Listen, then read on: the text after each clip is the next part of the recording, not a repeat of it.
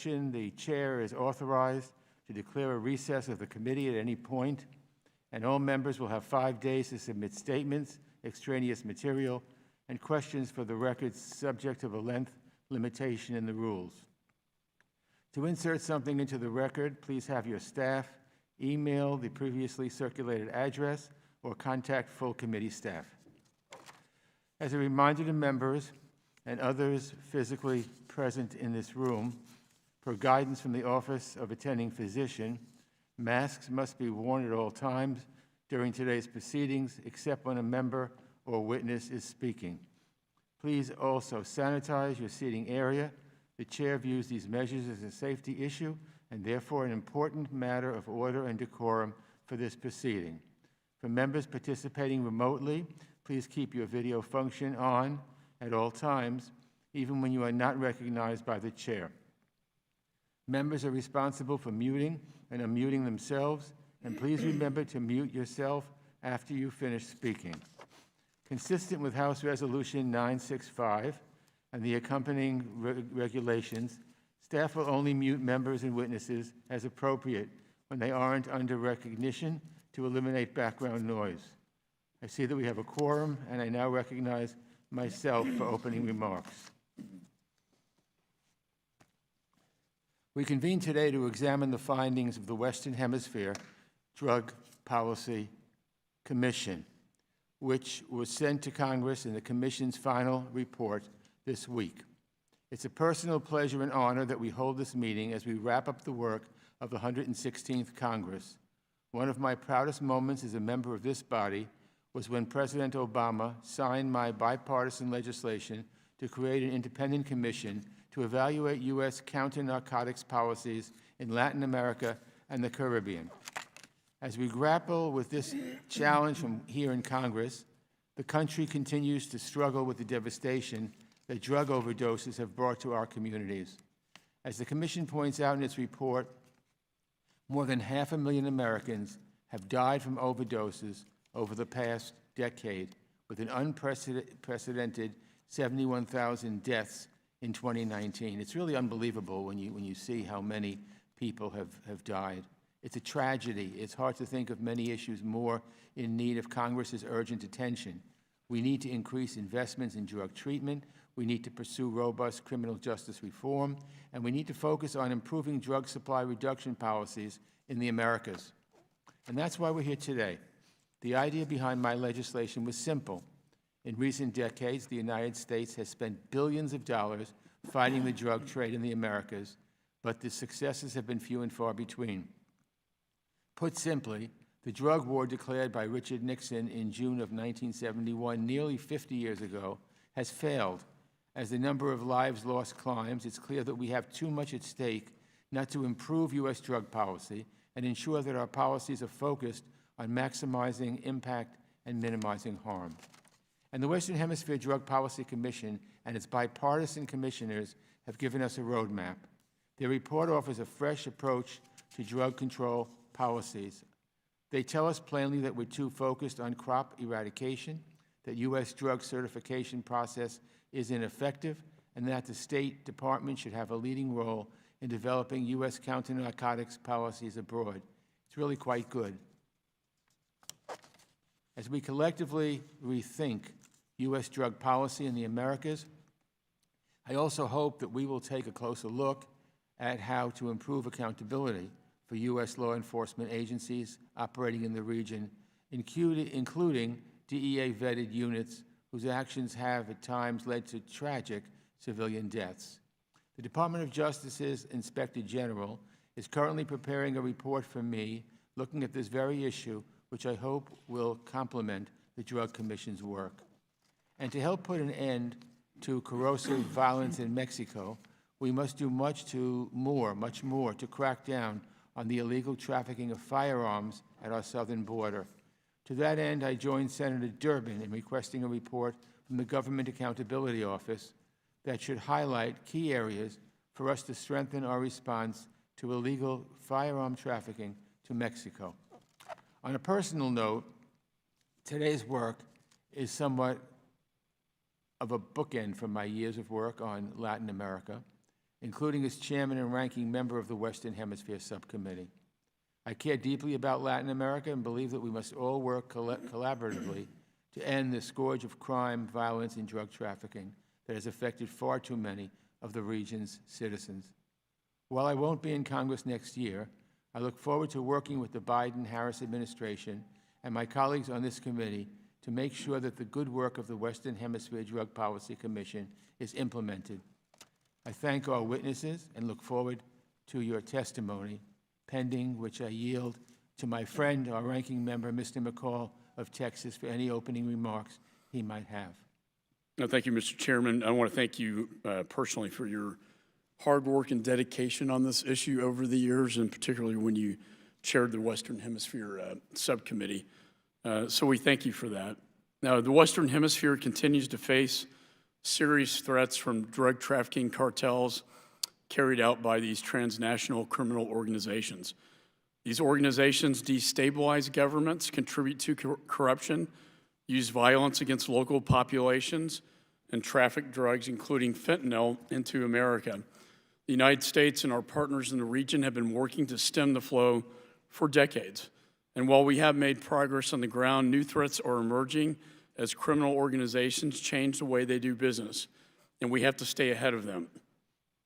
As a Texan, a former federal prosecutor, current co-chair of the U.S.-Mexico Interparliamentary Group, and former chairman of the Homeland Security Committee, I have for years closely tracked U.S. cooperation with Mexico to combat drug cartels. Sadly, violence in Mexico has increased as the cartels expand their activities into opium and fentanyl. These deadly drugs come across our border and poison millions, including our children. In 2019, there were nearly 71,000 overdose deaths in the United States.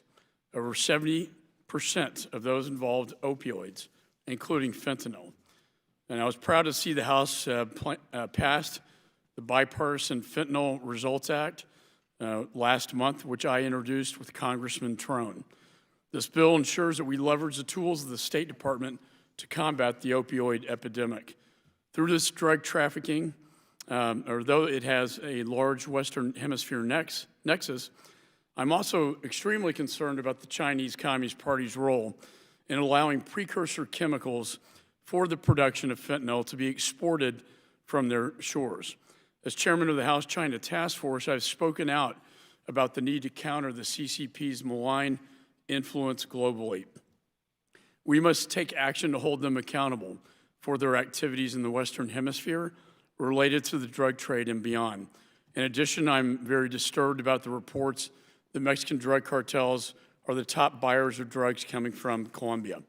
Despite various challenges, I'm encouraged by the progress that we've made under Plan Colombia and applaud the Duque administration and their commitment to working with the United States.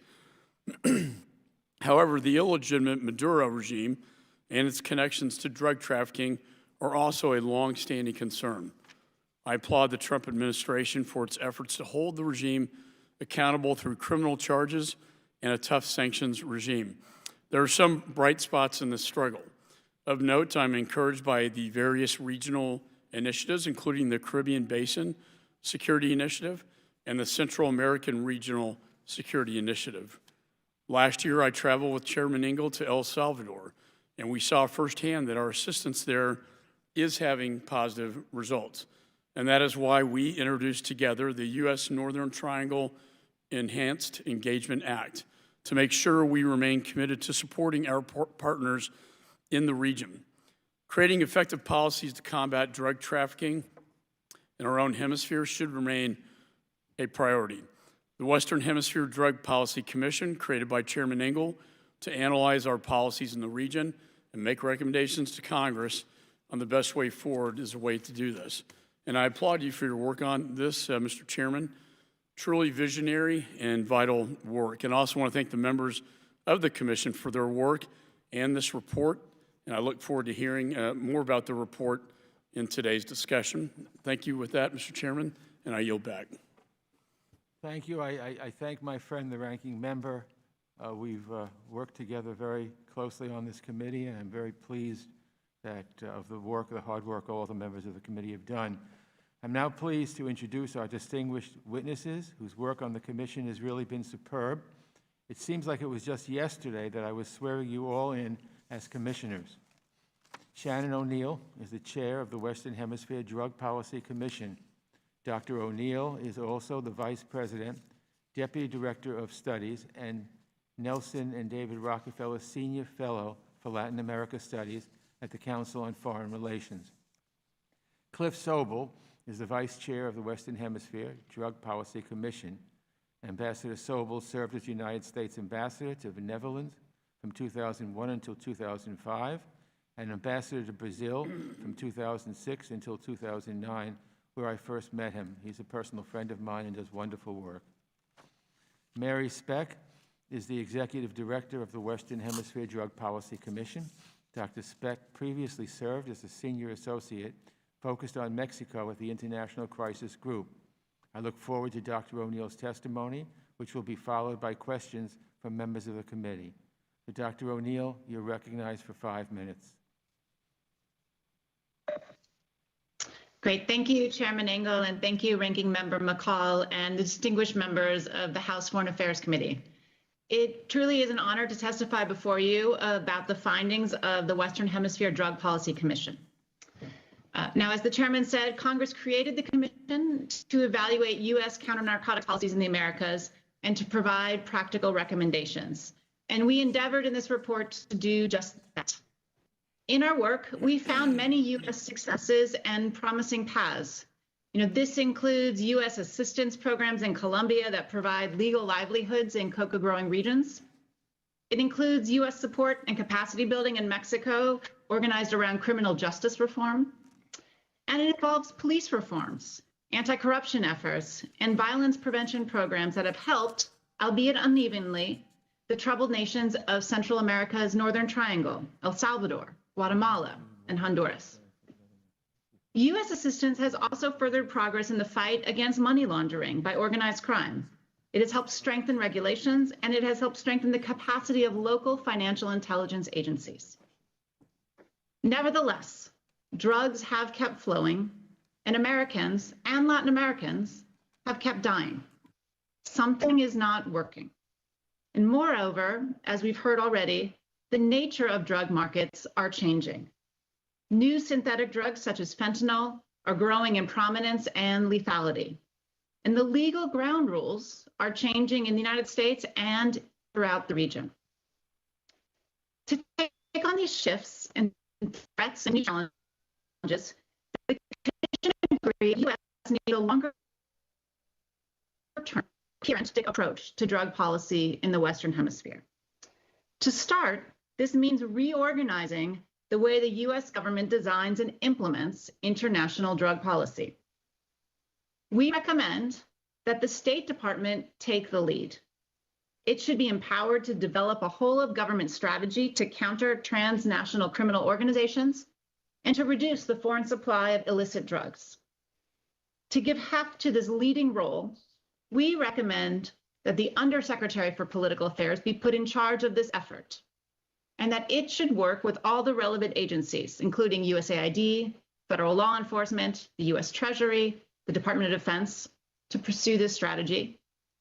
And we also recommend that political affairs should directly oversee the Bureau of International Narcotics and Law Enforcement Affairs, or INO. The political undersecretary should then direct U.S. embassies to construct foreign assistance compacts with their partner governments. And these compacts should be based on the model that was pioneered by the Millennium Challenge Corporation. At the country level, these agreements should define the shared goals for combating organized crime, strengthening justice institutions, and protecting citizen security and human rights. And the nature of these compacts should be made as public as possible, and they should specify the roles both of the U.S. and the host governments. Like the Millennium Challenge Corporation, they should use evaluations and metrics to measure success, and they should have the flexibility to adjust and prioritize the most effective programs. Now, to do all this, the U.S. government needs better metrics and stronger evaluations of what does and doesn't work. Counting how many police officers have received training, or how many hectares of coca have been eradicated doesn't necessarily tell us whether we are reducing the harm of illegal drugs for Americans. We recommend that the White House Office on National Drug Control Policy, the ONDCP, play this vital role. It should be tasked with developing better measures of policy success. It should support the State Department's strategy and work with other agencies to create a new set of benchmarks, of metrics, and of data. It should also help coordinate between these international drug policies and the domestic ones. Within this broader strategy, we believe the US government should end the drug certification and designation process. The current process offends our partners and does little to deter drug trafficking in unfriendly nations. It should be replaced with a more nuanced and global report that reviews country efforts to counter trafficking and other transnational crimes. And the US should hold itself to the same standard and include a self-evaluation in this report. Finally, the Commission recognizes the threat of illicit financial flows and money laundering. It recommends increasing the capacity of and the funding for the Financial Crimes Enforcement Network, or FinCEN, both for its own investigations and for its assistance to foreign partners. We recommend, too, that regulators should work with the private sector to improve the efficiency and the quality of their financial reporting.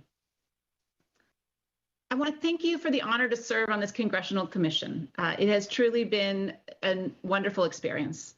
And I want to thank you today for this opportunity to testify as to its findings and its recommendations.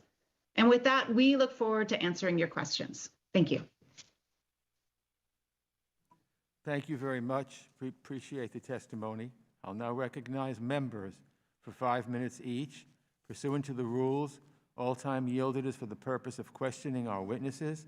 Because of the hybrid virtual format of this hearing, I'll recognize members by committee seniority, alienating between Democrats and Republicans. If you miss your turn, please let our staff know, and we'll come back to you. If you seek recognition, you must unmute your microphone and address the chair verbally. And as we start questioning, I will start by recognizing myself.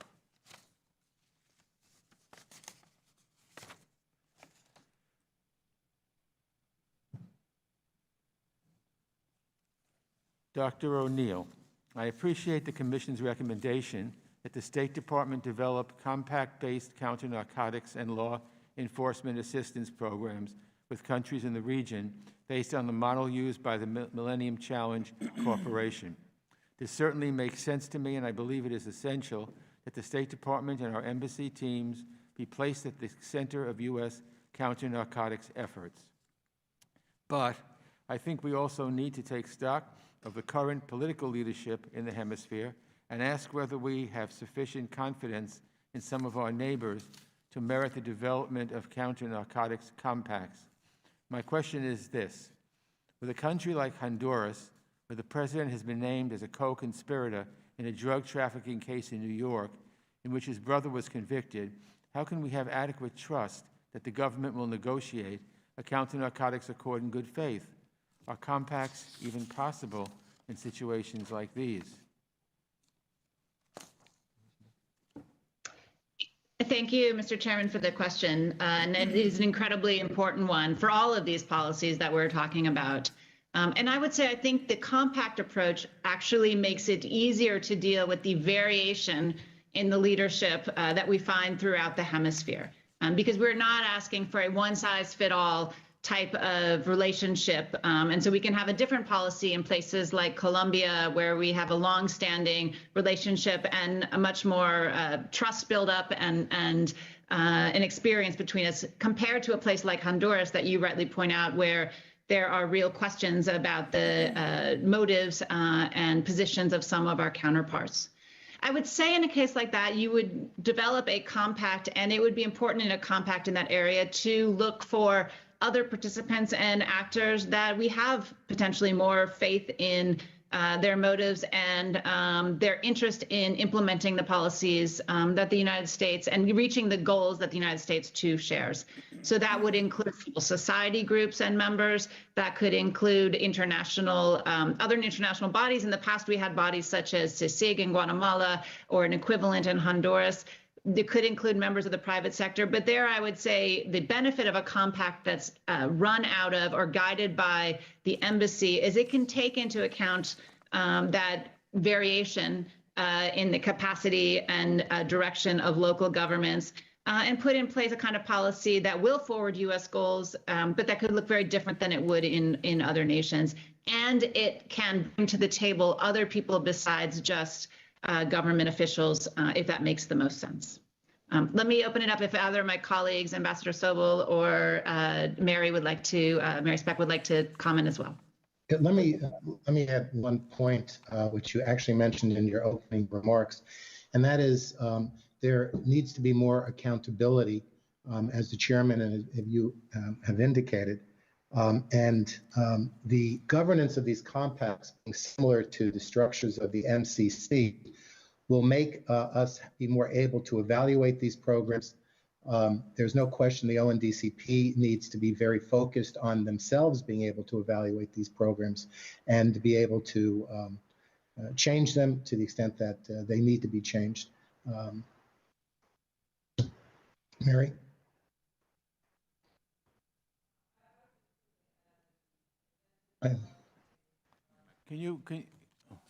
Yeah, if you push the button. Apologies. I would just quickly add that one of the advantages of a compact that is as publicly available as possible is that both sides make certain commitments and can be held to them by the U.S. government and also by their own publics. So certainly anti-corruption would be a major issue that we would want Central American governments to be held to. Yeah, one other thing to add, if I might, Mr. Chairman, and that is when I was an ambassador in Brazil, and we worked with the federal authorities on many of these kind of issues, we found a lot of receptivity on the local level of the provinces, the states, local law enforcement. So while there may be issues dealing with certain aspects of government, even the federal government, that doesn't preclude the ability to work with local government agencies. Well, thank you. Let me ask another question to both Ambassador Sobel and Dr. Speck. I was very pleased to see the Drug Commission's recommendation that Congress eliminate the present practice with which the White House decertifies countries not cooperating in combating the drug trade. You note that this process offends our neighbors, that's a quote from you, offends our partners, and does little to deter corrupt practices in unfriendly nations. So I would say, frankly, the end of this certification process is long overdue. Can any of you, either of you, both of you, explain to the committee why the current drug certification process has been a failure? How is it perceived in Latin America and the Caribbean? And what should the existing drug certification process be replaced with? Dr. Speck? Let me talk, if I might, first, Mary, and then refer to you, and of course, our chairman, Shannon. I had the experience of working with this program when I was ambassador to the Netherlands. And if you look at the small footnote somewhere in this 117-page report, you'll see that one of the positive outcomes was dealing with the ecstasy issue in the early 2000s in the Netherlands. Well, as someone that was in the middle of it, I was almost made persona non grata. We would have gotten what we needed with local authorities on ecstasy with or without this, but it became a major issue with the Minister of Justice. It created unnecessary tension in the relationship, and it really didn't, in my opinion, as an ambassador to one country, resolve anything, but it did make my job much more difficult. Okay. If anyone would like to add, again, the reasons why you think the current drug certification process has been a failure and how it's been perceived in Latin America and the Caribbean, and what should the existing drug certification process be replaced with. Anyone wants to expand on what they said? Yes. I would just point out that the countries we have decertified, for example, Venezuela and Bolivia recently, are already kind of pariah states, unfriendly states, so it really didn't affect their activities. Bolivia had already expelled the DEA and wore its decertification as a kind of badge of honor. So it has generally been used against states that are already unfriendly. In cases, for example, we decertified Guatemala but made a waiver for humanitarian reasons. And there's been a great reluctance to decertify countries where we have relations with their law enforcement because we're afraid of being frozen out. So it really has not been an effective means. We've only decertified countries that are already not cooperating with us.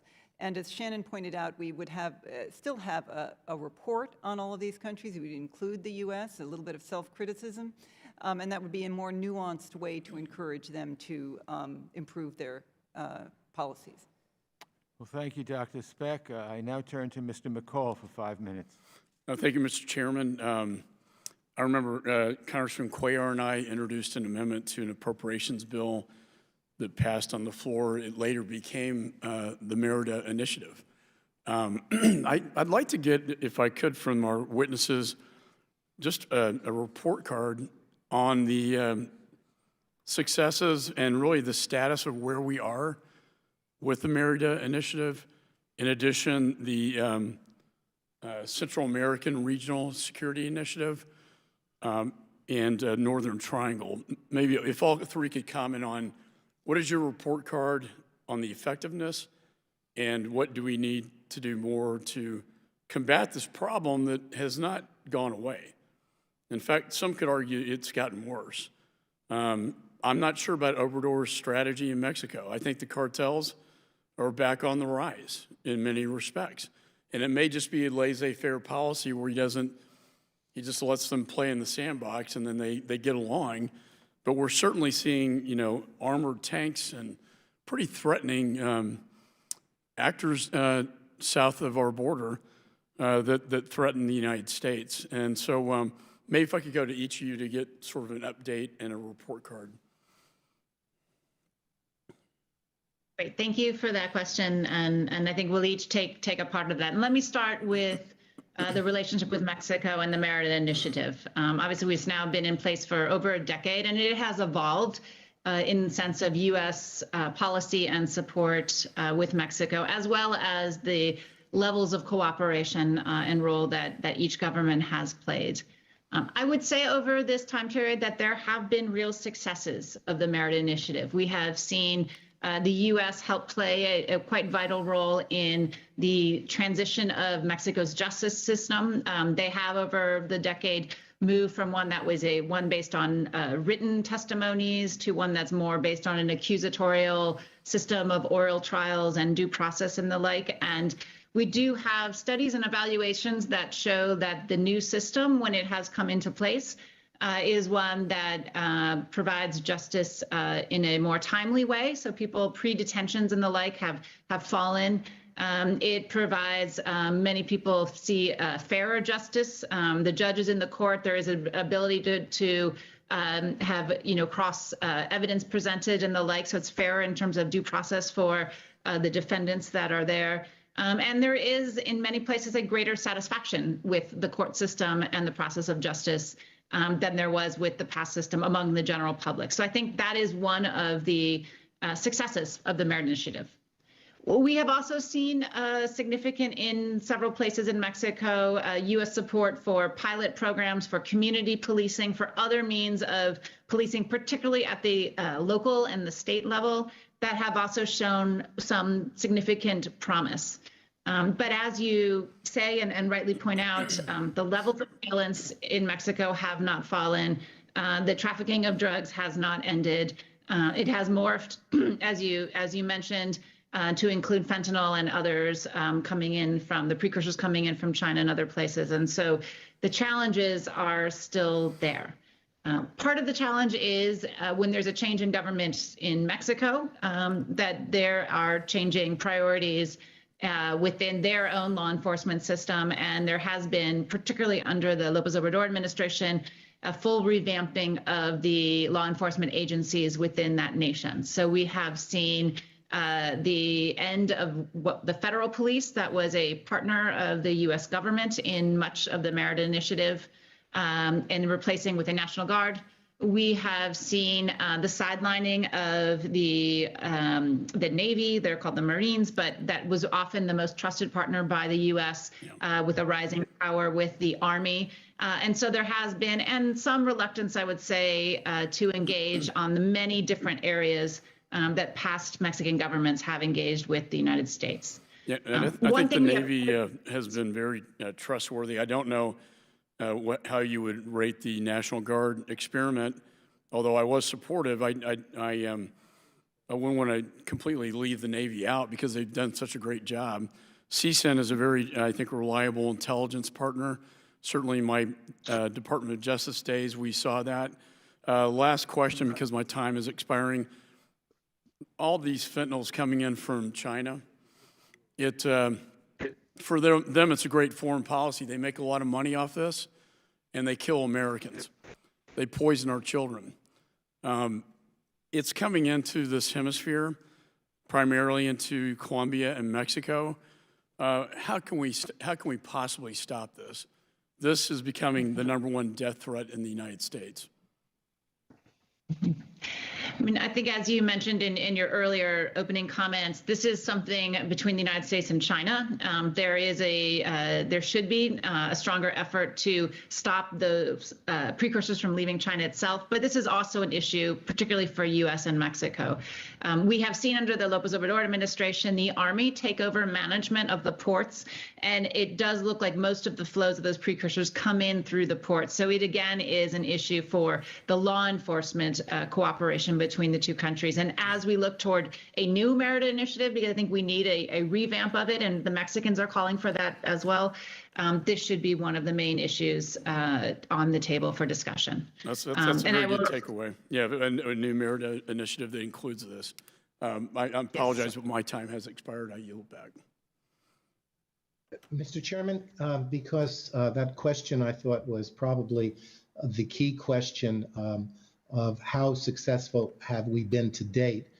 If there's an extra minute for me to reply to that, I would appreciate it. Yes, go ahead, Mr. Sobel.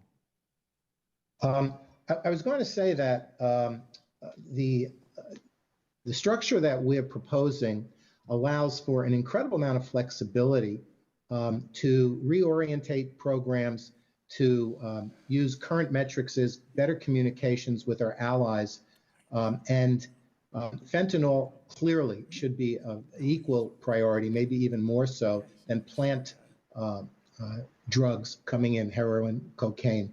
And that's why using ONDC on a current basis, real time, to evaluate the programs, for us to amend our expenditures, which, as the Congressman has pointed out, have been very sizable, is critically important so that we are less reactive and more proactive. I would also just make mention that clearly the counterinsurgency success in Colombia is self-evident. We still have to redefine how we make the counter-narcotic program more successful. The recent plantings of cocaine in Colombia has set a new all-time high, 112,000 hectares. That being said, we've already eradicated 100,000 hectares. So clearly we need to double down. I'm not suggesting another $10 billion, but we need to be very, very specific and more targeted in our funding going forward. Thank you. Thank you very much, Ambassador. We appreciate your testimony. Mr. Castro. Thank you, Chairman. Thank you to our witnesses for being here today and for your testimony. I have a question for Dr. O'Neill. The report finds that the State Department should be empowered and recommends that it lead an interagency effort to counter transnational criminal organizations and reduce the foreign supply of illicit drugs. Yet, state has had its authority undermined and its people disenfranchised over the past several years. Why does the Commission believe the State Department is the right agency to lead this effort, and what key capabilities does state need to restore and strengthen the efforts? Yes, thank you very much for that question. It is an important one. As we looked at this issue, we felt that state was really the only agency that could lead it. It has people on the ground, it has the embassies on the ground, and it has the reach within Washington in order to balance both the in-country issues and understanding and the like, as well as what is happening in Washington. And we felt there too that within state, that this issue in particular needed raising of the profile as well as the heft behind those that would be guiding it and convening the meetings and the discussions and task forces within the various agencies. And hence our recommendation for political affairs to be the part of the State Department that would take this on, consolidating the various workings within the State Department within that area. No, Your thank you. question about, yes, thank you. Oh, please. Well, I have one more follow-up, but go ahead, please finish. I would say, I think this is an area where there is a lot to build and rebuild. And so there you need people, you need staff. So filling the spots is very important within the State Department to take this on and work with those across various agencies. You need people with knowledge and expertise and deep understanding of these issues. And there are many within the State Department or the larger State Department community that can be called on to do so. And I think that's something that we hope that a new administration coming in will take a look at these recommendations and report and work to rebuild the State Department, particularly with, in our concern, with these issues in mind. Thank you. Sure, and the report suggests that the Undersecretary for Political Affairs should be charged with coordinating this effort. In the past, there have been serious concerns about making the use and trade of illicit drugs a political issue rather than a global public health issue. How is the Undersecretary for Political Affairs suited to handle this responsibility? So I will let Ambassador Sobel chime in as well because he has thoughts about that. But I would say overall, it is an important key part of the State Department. It has reach across the whole department as well as the government broadly. And so having someone with that ability, that capacity, and that profile to bring together all the different interagency elements is what we saw as crucial. I would add to that the congressman has rightly focused probably what was one of our biggest debates within the commission, and that is where should you place it? And there is no one right answer here, that's clear, but we unanimously agreed that P was better situated to do it as opposed to global affairs, which is where you're indicating we should give it consideration. We did. We actually interviewed some people at state, got some of their input on it. Keep in mind, there's also the issue of so many organizations and agencies and bureaus that touch this very important, critical aspect of our foreign policy. But in country, it is the ambassador that is the front line. And we thought in the end that that's so critical to individualize it, to work with governments, that it should fit under P. There are issues of working with OMB. OMB has many, many competing interests for budgets. Without putting someone as a titular convener for the interagency process, I don't think we could ever get a whole of government effort. And I think the one takeaway from this report is we're focused on maybe not the only, but on our suggestions, the best whole of government approach to dealing with this horrible problem that affects our nation. Thank you, Ambassador, and thank you, Chairman. I yield back. Thank you, Mr. Castro. Mr. Chabot. Thank you, Mr. Chairman. Thank you for holding this hearing today. I think it's very important. The opioid crisis has hit my congressional district back in Cincinnati particularly hard, as it has many other communities all across the country. And I'll address this to any of the witnesses that would like to take it. Which of your report's recommendations do you consider most essential to combating the opioid crisis in the United States, and what can we do to make progress in reducing the flow of these illicit substances through major transit countries in Latin America and the Caribbean?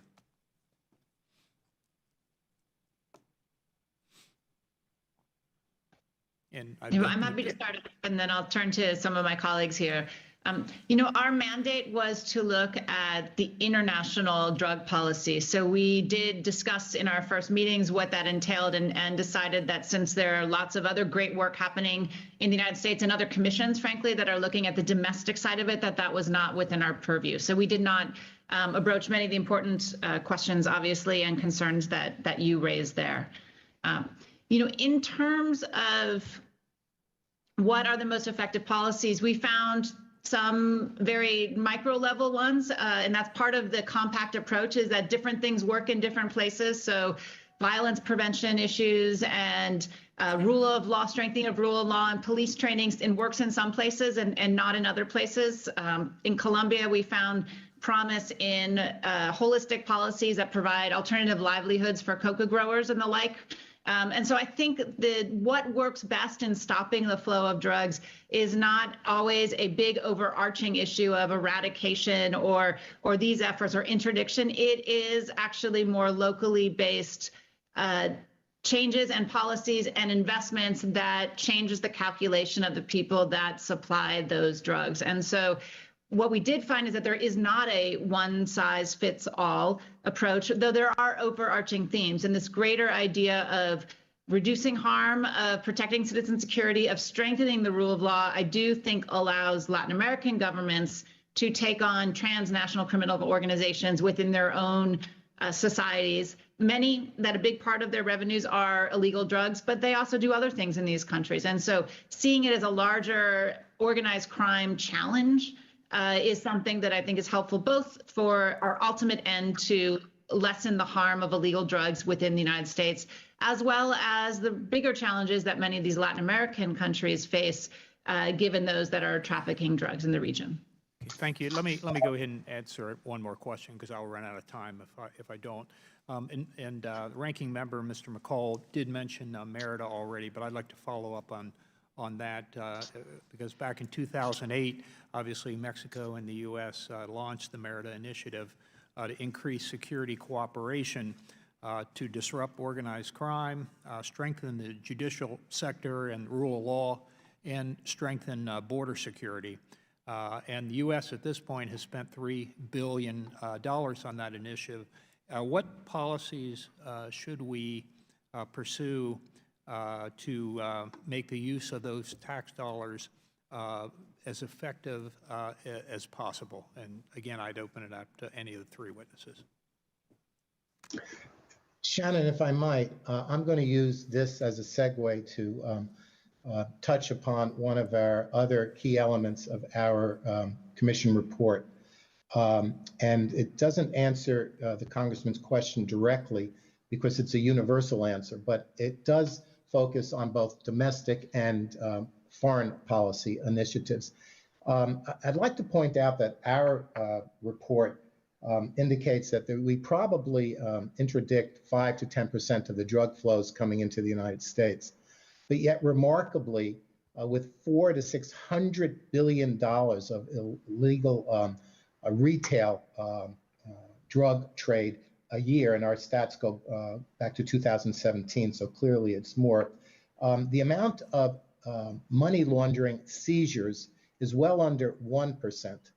So when you look at an Achilles heel here, FinCEN, which has a budget of 127,300,000 people, is looking at money laundering in the tune of 600 billion with very poor success.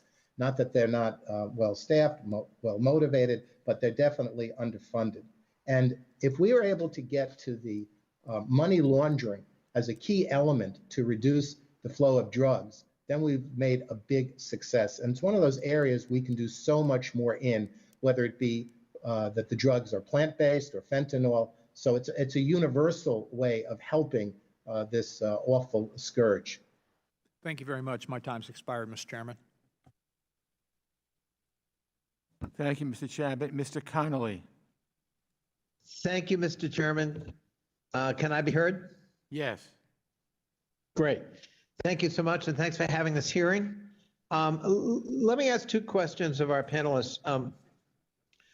One is, how do we honestly deal with corruption? I mean, Mr. Shabbat just pointed out, we spent $3 billion in the Merida Initiative in Mexico, and yet we just recently detained the highest ranking military officer of Mexico because of corruption charges related to drug trafficking. And at what point do we acknowledge that corruption, drug corruption especially, is so powerful and pervasive that our efforts are not only impeded, but arguably ineffectual? And how do we deal with that forthrightly in a drug interdiction and drug prevention program? And then secondly, how do we adjust our own overseas drug policies and programs in light of the fact that in the United States, we have a decriminalization and legalization movement that is very powerful with respect to some previously prohibited drugs like marijuana. And there are referendums in states that go further than that, but certainly marijuana. And in fact, we just saw the United Nations this week reclassify marijuana as a less dangerous drug than heretofore. How do those movements, especially here in the United States, affect our overseas policies and exhortations of foreign governments for cooperation when in fact our own state governments are going in a very different direction?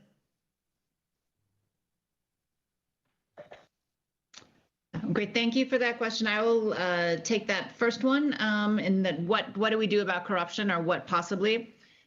So there I would say one thing that makes a difference, and that we see a difference in our own country, which obviously has significant flow of drugs since we are the retail market for much of these flows north, is justice systems that work. And one of the challenges of many of these Latin American countries is widespread impunity and the lack of a rule of law. And so support in the programs, the drug policy to expand to deal with criminal justice, to set up systems that work. I do think professionalizing of these systems and strengthening them is really a key element.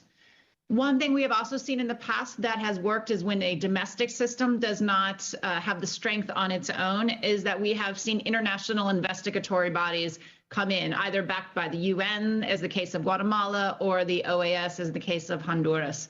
And I do think that those kinds of organizations, they could be country-based, as they have been in the past, or we could think about ones that are regionally based, that aren't just dependent on a local government like the Guatemala and Honduras were in the past. That is a path forward that I think shows promise in helping local justice systems take on corruption, and I would recommend that.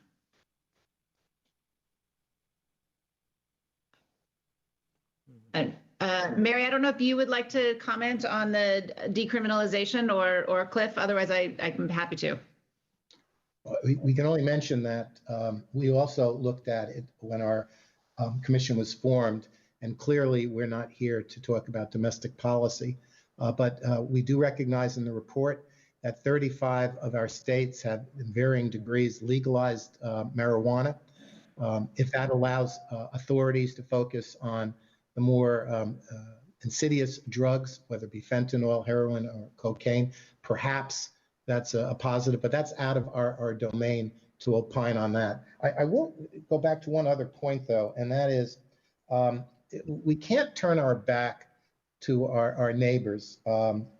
Violence and corruption, if not curbed, will threaten to overwhelm these states.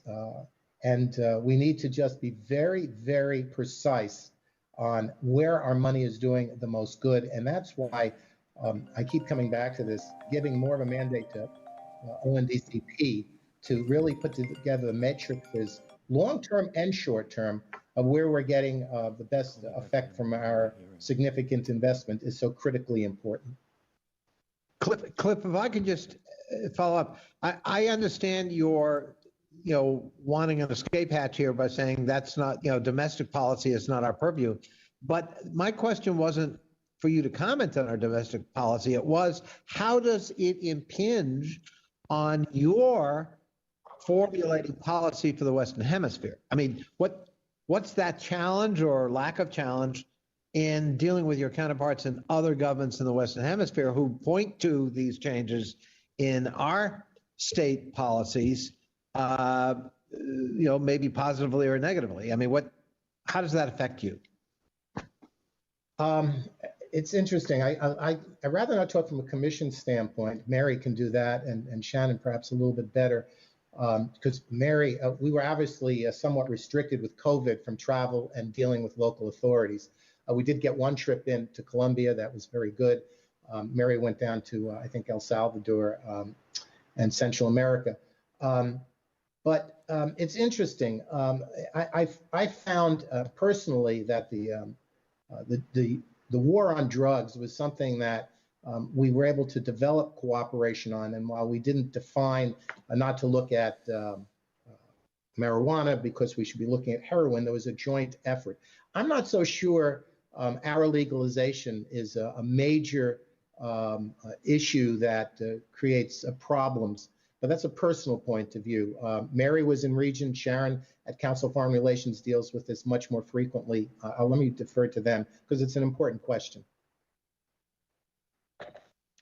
One thing I would add there is Latin American nations, particularly over the last several years, are struggling themselves with being consumer nations. They had started off being more producers and transit countries, and they now have serious challenges of consumption themselves and what that does to societies. And so, on the one side, I do think you see policymakers in the region that I've spoken with who say you're decriminalizing something that you're asking us to fight in a criminal way, and that the hypocrisy, frankly, of that it's illegal till it crosses the border, and then all of a sudden it's legal is a challenge. But they also see it because they are struggling with the same idea. And you are seeing increasingly Latin American nations decriminalize themselves, or at least having those debates, right? So Mexico is now right in the middle of that. Their Senate has passed a bill that would decriminalize marijuana. So I think you're going to start seeing similar debates that you're having here in the United States happening in the region. And while, yes, it creates tensions in the short term, perhaps it can create some understanding and empathy for each other as we go forward, because it's a similar challenge that we're facing in that sense.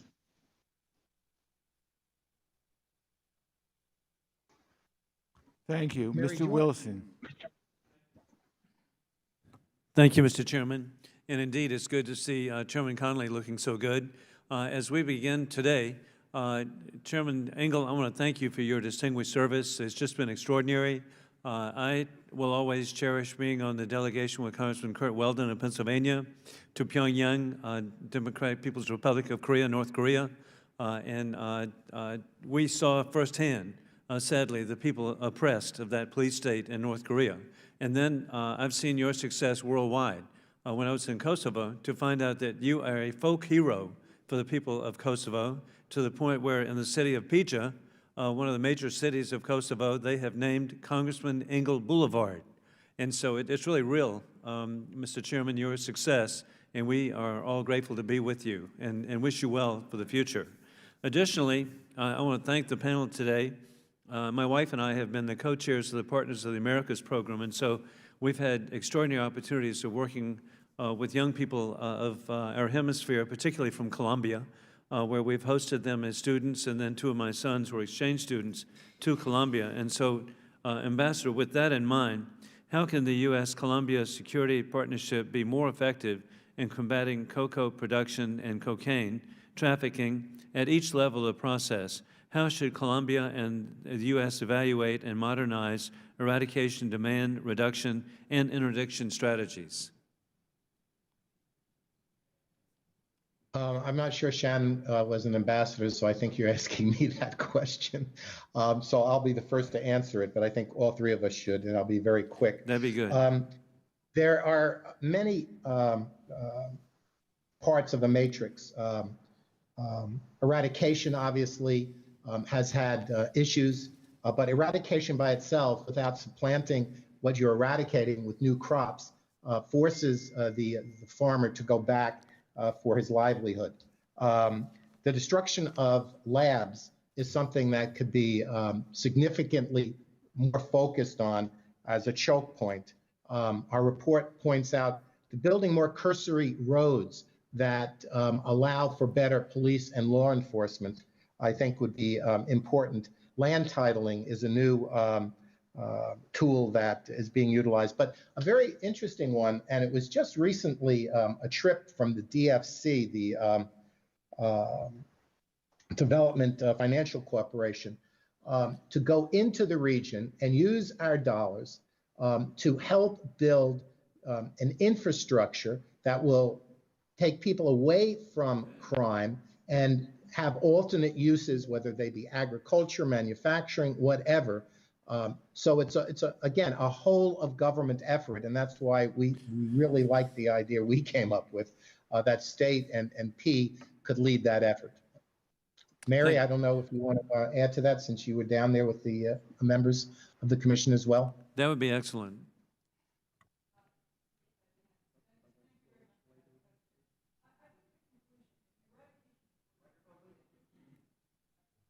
Is it there?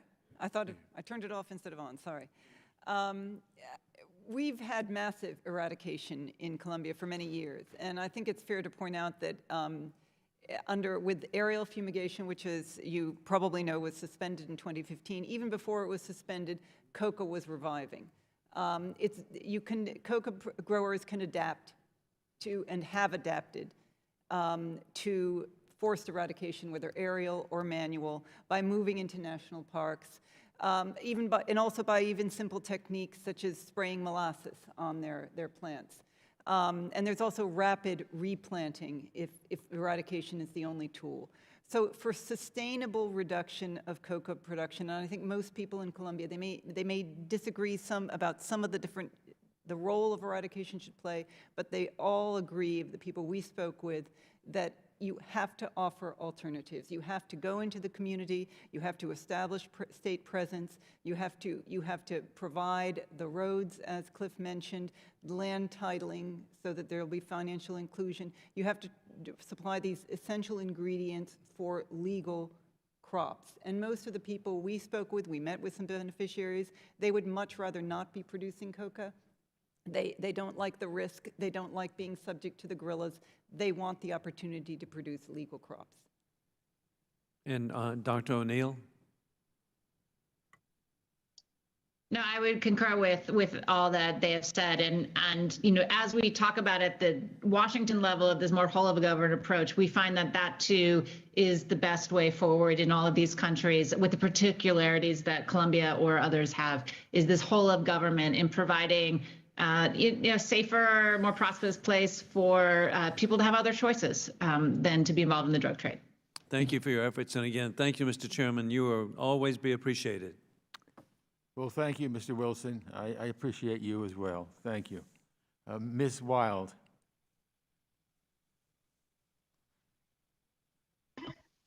Thank you, Mr. Chairman. Susan Wild here. I'd like to direct my first question to Dr. O'Neill, and thank you very much to both of you for this very important testimony that you've given today. My question is this: the Leahy laws prohibit the United States from providing funding for foreign security force units credibly implicated in a gross violation of human rights. According to a recent Human Rights Watch report, human rights violations committed by security forces, including torture, enforced disappearances, and abuses against migrants, have continued under the administration of President Obrador, who took office in December 2018. Impunity remains the norm. I noticed that the report does not include any references to Leahy law reporting in Mexico.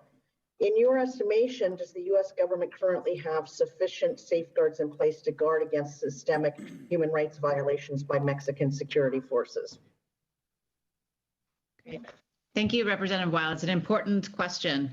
And one thing we have seen under the López Obrador administration is, frankly, a deterioration in the relationship and the working back and forth between U.S. Law enforcement and Merida Initiative programs and the current government. They're less interested, frankly, than we have seen in past governments. One of the challenges, too, in Mexico is that we have seen this fundamentally reordering of the security forces. So we've seen the disappearance of some and the rise of totally new forces that have yet to, let's say, find their footing or find their coherence and order. So I think all of those are important important considerations. And as we go forward and we work create a new Merida Initiative, which both sides seem to be calling for, particularly the Mexicans are calling for, the human rights elements of that, the anti-corruption elements of that, I think are going to be vital to be part of any compact that the U.S. government would form with the Mexican government. And do you think that by undermining trust in Mexican authorities, these human rights violations not only hurt the Mexican people, but also undermine the objective of effectively combating narco trafficking? Mexicans have very complicated relationships with their security forces, and you see variations in support for them. So if you look at polls of municipal police and state police, they're much less trusted than, say, the Army has been trusted, though you see variation in trust in the military forces, the Army, depending on times, depending on geography, and depending on actually contact with the Army in various places. So yes, when the general population does not trust law enforcement, it undermines, as we know in any community, right? It undermines the ability to bring a rule of law that is sort of a fair and neutral rule of law. So this obviously is a worrisome issue.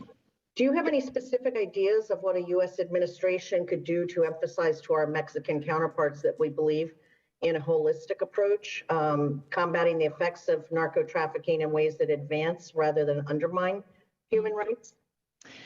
Well, what our report lays out is in many ways that we need to have a more holistic approach ourselves.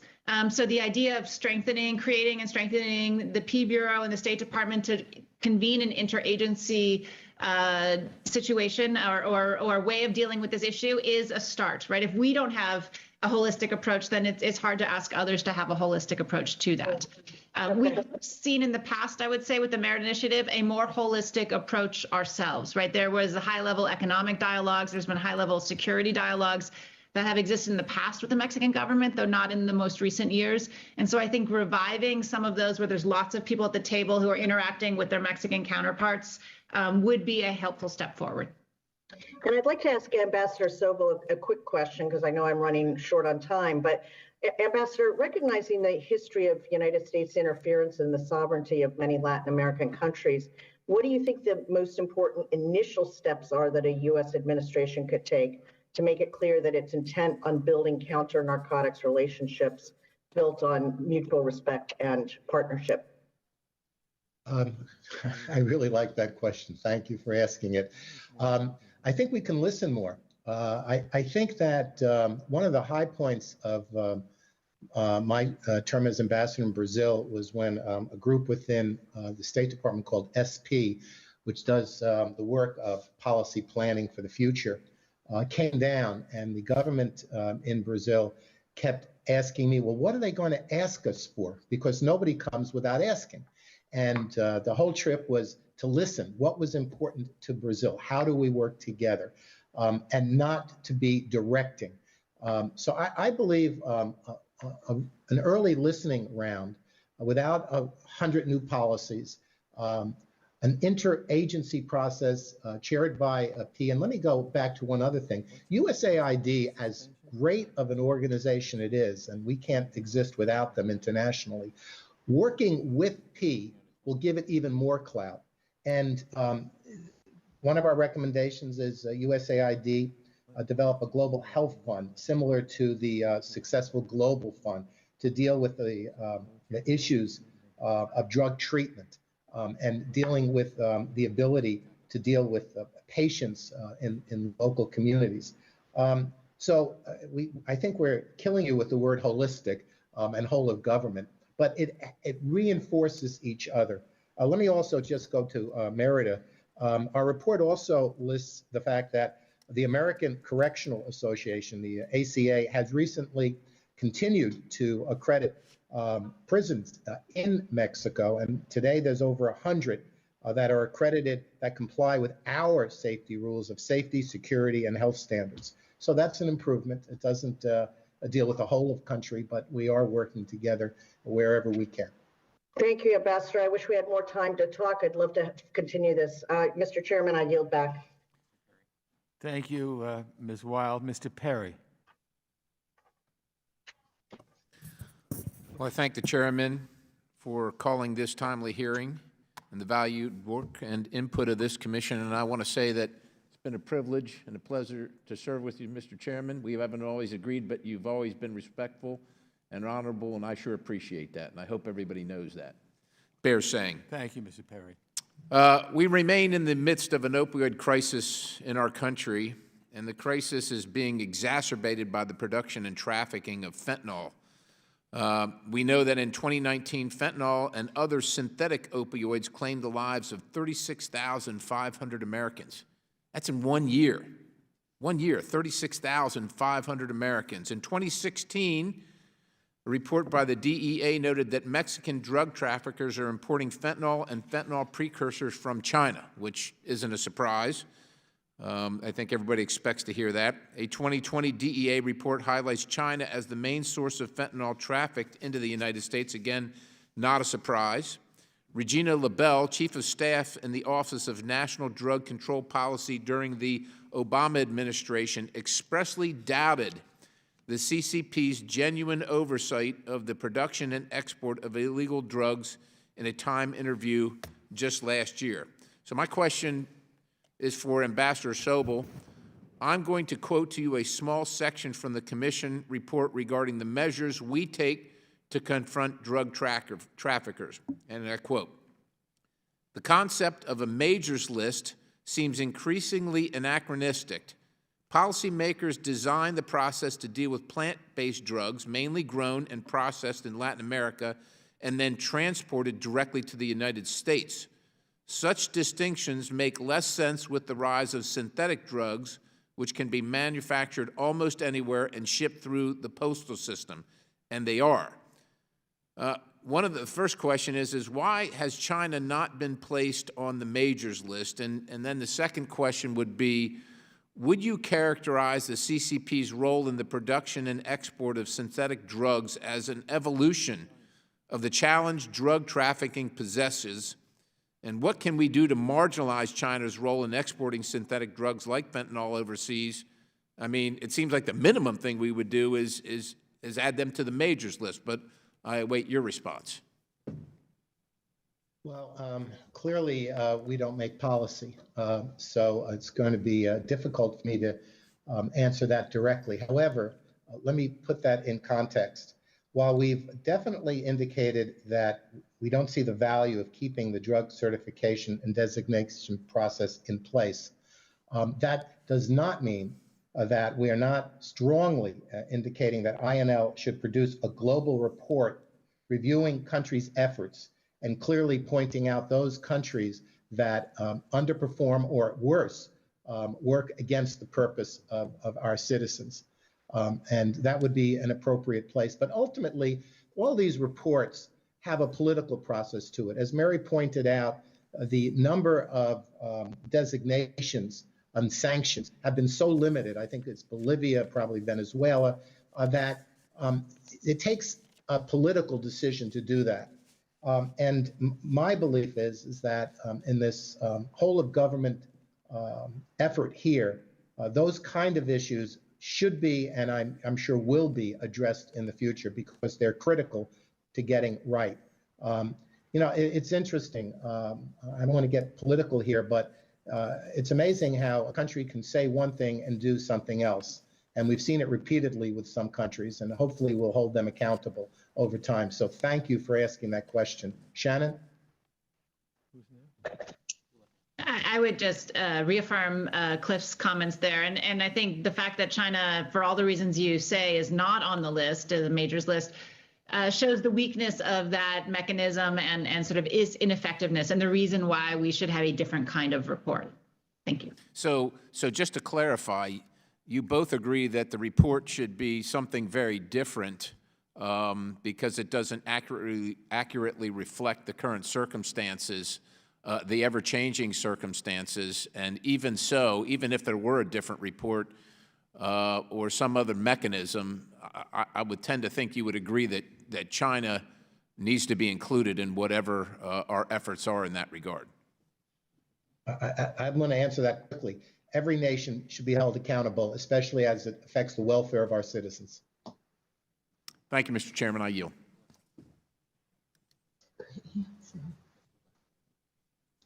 Thank you, Mr. Perry. I appreciate those kind words. Ms. Houlihan. Thank you, Chairman, and I very much appreciate you all who are testifying today. And I will, I think, start my first question with Dr. O'Neill. I have been trying through my couple of years on the Foreign Affairs Committee to focus on women, women in security particularly. And this report that we're talking about today notes that the international drug treaties, of course, haven't been updated for more than 3 decades, and they need to be modernized. And according to a 2014 report from the Organization of American States, nowhere in existing conventions and international agreements are there mandates or commitments made to understanding the global crisis of controlled substances through the gendered lens. So I'm wondering if you could talk a little bit, any of you all, but I guess starting with Dr. O'Neill, about how you would recommend that our government seek to understand and address the role of gender, the role of women in the illicit drug trade, and how can we use women in the gender-focused lens or issues or initiatives to help reduce the supply of dangerous drugs to the United States? Great, thank you. That is an incredibly important question. And as I know you are well aware, there's lots of evidence that when women are included in peace agreements or negotiation of peace agreements, that those agreements tend to come to resolution faster and last longer on the other side. So, so it is important to think about both who is negotiating things and who is working on these issues. We also know that one of the effects within Latin America of the drug trade is the devastation of local communities. And we have seen, though it's more anecdotal evidence than hard, rigorous analysis, that while many of those involved in the drug trade are men, that there are women who are brought into it as well in lots of different roles, from the farming aspect all the way through the transit to and into the United States and to the final users, as we know as well. So as we think about developing policies, I think there's a few things here. Some of these are policies that should be gender neutral or gender blind. So as we think about strengthening court systems, as we think about addressing impunity, as we think about addressing citizen security, some of that should benefit whole communities, all individuals, and so it shouldn't be. You would hope that it would not be gendered. But I do think it is important for U.S. policies, whether they're run by USAID or whatever other agencies, because there are several there, to think about the types of harm and then the types of avenues that women and girls play within this. And one area that we have seen an uptick that's quite unfortunate in recent years is as it becomes harder to move drugs into the United States for various policies, that these cartels are diversifying. They're really transnational criminal organizations. They're not just drug cartels. And one of the businesses that has unfortunately been picking up in Latin America is the trafficking of women and girls. And I think especially with the challenges that we see of forced migration out of Central America and out of Venezuela, that trafficking of women and girls is, they're increasingly vulnerable population out there because they're out of their homes and out of their own countries. And so I would recommend, as we develop these compacts, as we develop this larger security policy and assistance programs, that we really think about that human trafficking aspect, which is parallel to, if not exactly part of drug trafficking, but they're often the same organizations that are committing both of these crimes. So thank you. Thank you. And Mr. Sobel, would you be interested in remarking on that as well before I move, if I have time, to my next question? I'll be very quick because I just want to focus on the fact that there's not one vertical here. If you are a drug trafficker, that doesn't mean you do not do other type of trafficking. And these hubs that exist, obviously one of those hubs is the tri-border area. And there is definitely a crossover that we are cognizant of and we need to be very focused on as we develop local policies and compacts to deal with these issues. Excellent. It looks as though I only have about 40 seconds left, and maybe I'll try and throw in my question and maybe ask for you guys to help me with it for the record. You, Mr. Sobel, talked a little bit about whole of government, and it sounds as though throughout the course of this, that has been a theme through here. What I'm wondering about is in a scenario that empowers the State Department in this particular situation, what is the new role, if any, of the Department of Defense? Would they continue their effort, but would the State Department be in the driver's seat? I only have 9 seconds left of my time, so I'm not sure if you could briefly answer that. I'll ask the chairman to let me go over. I'll be very generous. Okay. I can't wait for somebody to say to the Department of Defense that they will be governed by the State Department. I'll leave that to higher authorities. But it's an interagency process, but it needs a head. It needs a convener. And we believe in working with, and the report says it, Shannon said it, working with Homeland Security, Defense, all the bureaus, coordinated and convened under P, so that when we go to OMB, it's not only one voice, because there'll never be one voice, but at least there's some consistency. So it's meant to be a convening authority. We all know government too well. You're not going to have one person on dealing with this critical issue, even within the State Department, USAID and INL. There needs to be, I think, a better demarcation of where USAID's policies are engaged and where INL policies are engaged.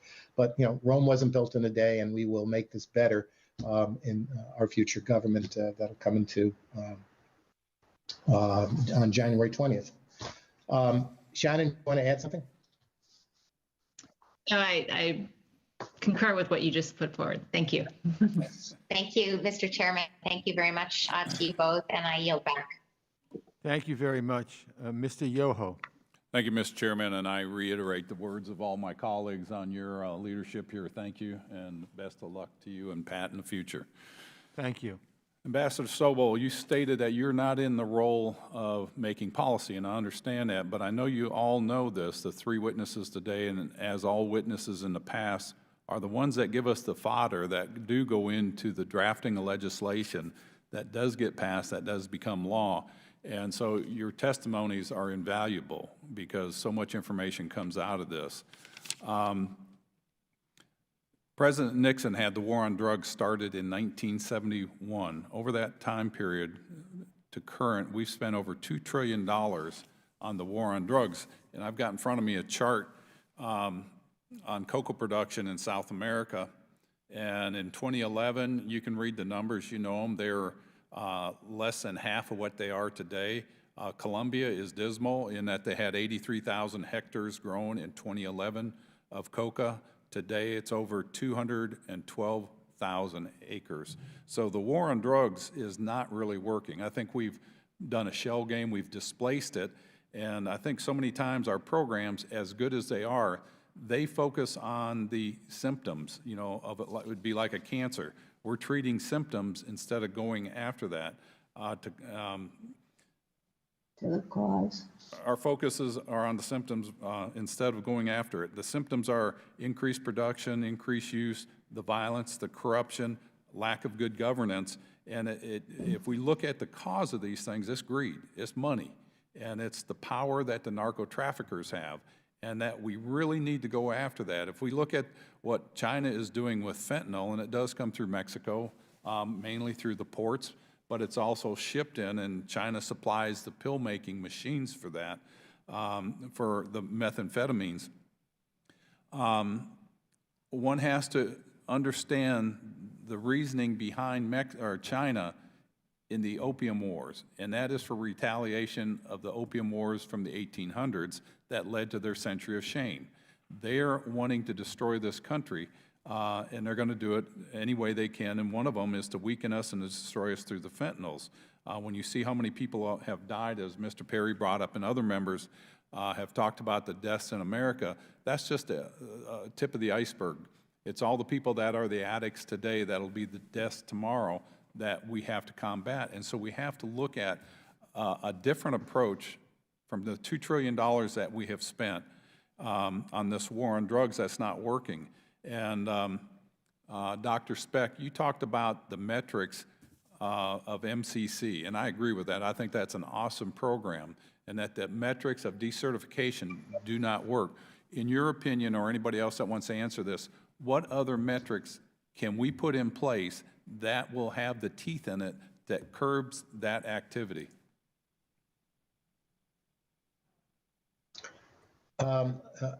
Maybe the chairman will let us have about 30 minutes on that Yeah. excellent set of questions.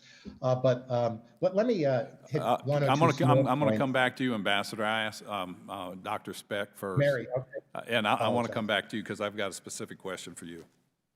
Okay, Mary? Well, on metrics, one of the things you mentioned quite rightly, and we try to emphasize this in the report, greed is what's behind this. So you really have to look at the financial flows, and we need better tools, more effective investigations, quicker prosecutions. It takes an awfully long time to prosecute a money laundering case, and we need to do that more effectively. That's the kind of stuff I'd love to hear. I mean, if you're there, you're seeing what's not working, if you could let this committee know in a report, just say, this is what you have to do. Well, I think financial flows, getting at the proceeds and the profits, it's not working. That's very clear. Unfortunately, also what is not working is the interdiction and the eradication just going at the flows. As you said, these are symptoms. So, and even though it's a long process, we don't pretend that there's a one-size-fit-all or a silver bullet. You have to go into the regions that produce coca and give alternatives. Real alternatives. That's going to take a while, but that's the only way. Let me pivot to Ambassador Sobel, because that's what I wanted to ask him, because he hit on the head on this about economics. What economic developments can we do with the infrastructures that are lacking today via DFC, USAID, MCC, that we can go into a region, say the Northern Triangle, maybe do a regional compact to put in the infrastructure that'll bring in direct investment, foreign direct investment, the business community partnering up with us, now that we can do that with the DFC, to make that significant investment in that region so that they create an indigenous economy outside of the drug trade to starve the drug trade, because people won't need it, the people that are working the fields. Well, another great question. Our government is getting much better in taking all of our silos that exist, including DFC, which now has significant new funding to do programming. Exim Bank is back in business again.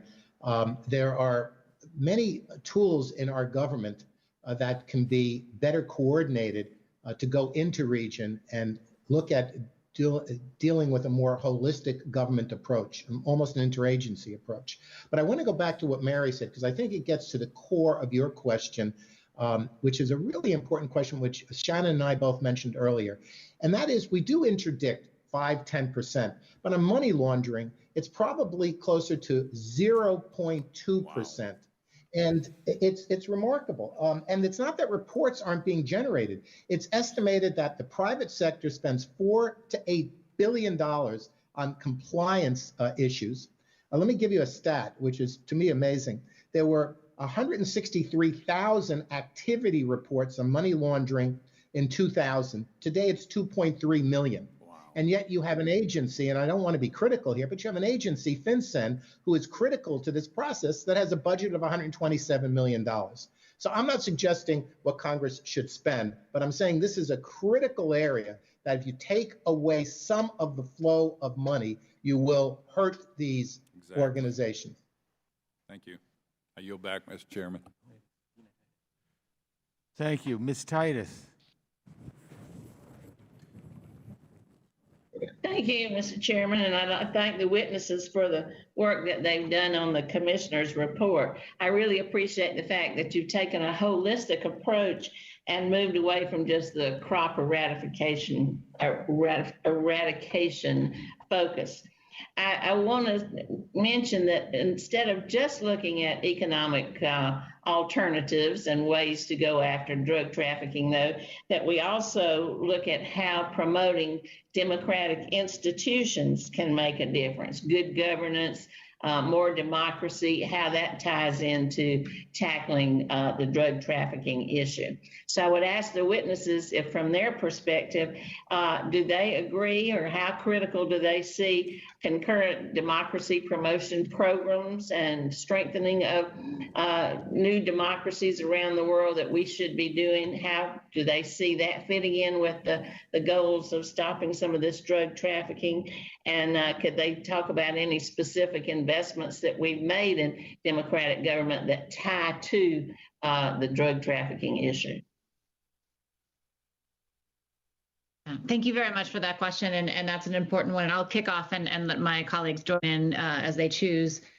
Definitely governance and democratic governance matters. And I think if we've learned anything over these last several decades of these types of policies, it's that it can't just be interdiction or eradication. It has to be helping these countries create systems that can take on transnational criminal organizations themselves. And you can't do that if you don't have functioning court systems, functioning police systems, or other security law enforcement that work and that can go after the bad guys and protect the good guys. And that is, I think, a fundamental challenge. And so if these nations have those justice systems, law enforcement systems, and legislators and executive branches that work and that represent the people and not these illegal organizations, then that is how you, in the end, reduce the harm that's happening there and also the harm that's happening here. So how do we go about doing that? I think we have some examples of anti-corruption bodies that have been put in place at various moments that have really helped strengthen rule of law. We have had exchanges of lawyers in terms of training on how to work within court systems. We have had programs that have helped these countries transform actually the legal structures to make them fairer and more open and transparent and less susceptible to undue nefarious influences and the like. And those are the kinds of programs that I do think are really important as part of this more holistic approach to drug policy as we go forward. Thank you. Anybody else? Mary, why don't you answer that? I'd like to talk about some of the things that USAID is doing, and I think it's critical as weaker governments will get weaker post-pandemic, and these issues are even more important today. But Mary was down in the region, particularly the CARSI, the Northern Triangle, and I think she's got a lot of firsthand references of where we've had success.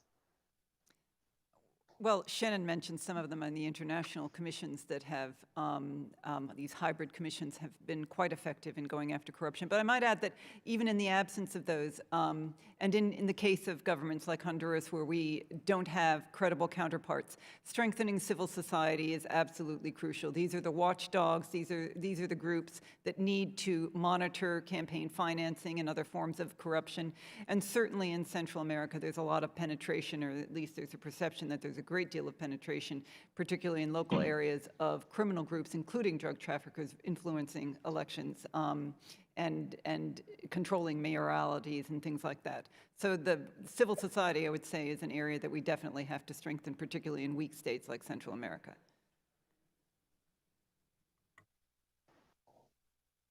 You mentioned that we're seeing backsliding in democratic governments around the world, and that's become more of a problem during this pandemic. So I'm glad to hear you agreeing with me. We need to do things politically as well as economically to have a real holistic approach, and it really does make a difference. Sometimes what USAID does with so few resources makes such a big difference.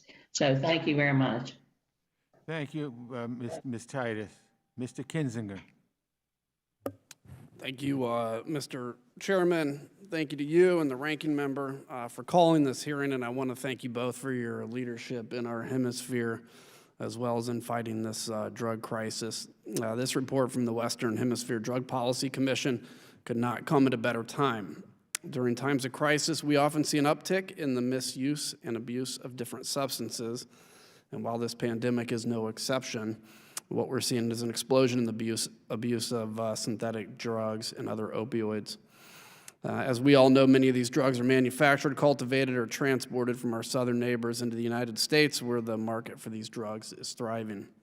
While conditions on the ground throughout Latin America are getting worse, the Commission does highlight a handful of success stories in countering the drug trade, from programs in Colombia to transition coca growing farms into profitable and legal crops producers, to anti-corruption programs in the Northern Triangle, we're making some progress. But sadly, as a result of this pandemic, many of the gains made in the region have been eroded by stress in the economies in the hemisphere.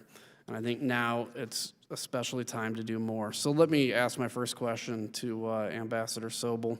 How difficult would it be to implement a Millennial Challenge Corporation kind of style program to combat narco trafficking? And what would be the benefits and some of the challenges that our embassies would face in that?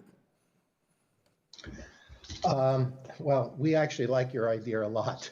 And we actually mentioned it prominently on our report.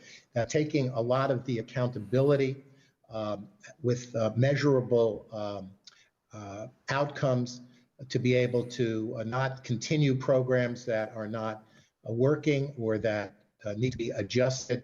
So accountability, which I think is a cornerstone of MCC, where a country takes responsibility.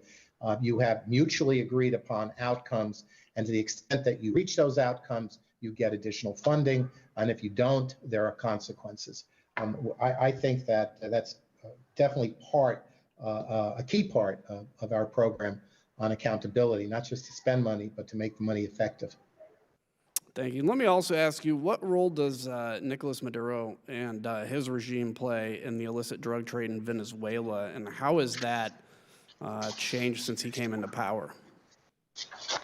Shannon, if you don't mind, I'd love to be the first one to respond to that, because I think you hit again a huge issue that without resolving that, you cannot resolve the issues that we're talking about today.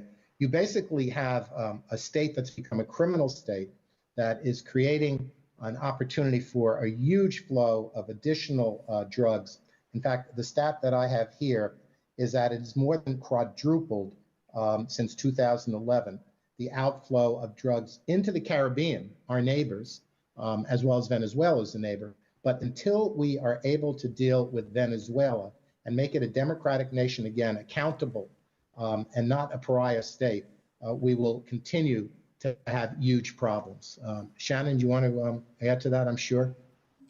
No, I mean, I would just add that that is indeed the case. And we have seen from now well over a decade ago, when Hugo Chavez kicked out the DEA and other U.S. Law enforcement that dealt with these issues, you've seen a huge growth in the flights that go across Venezuela, as well as Venezuela as a safe harbor for many of those that traffic in these drugs, as well as traffic in other things as well. And so the challenge of the lack of law in these sorts of areas and these sorts of issues in Venezuela is a huge cost, but also challenge for places like Colombia that are trying to deal with these efforts, as well as dealing with almost 2 million Venezuelans who have fled their country and come into Colombia, and hundreds of thousands in other nations. So the drug issue and the challenges you lay out of the pandemic and the declines in economics is compounded by the challenges of Venezuela, both as a unlawful space where these people can be harbored or can use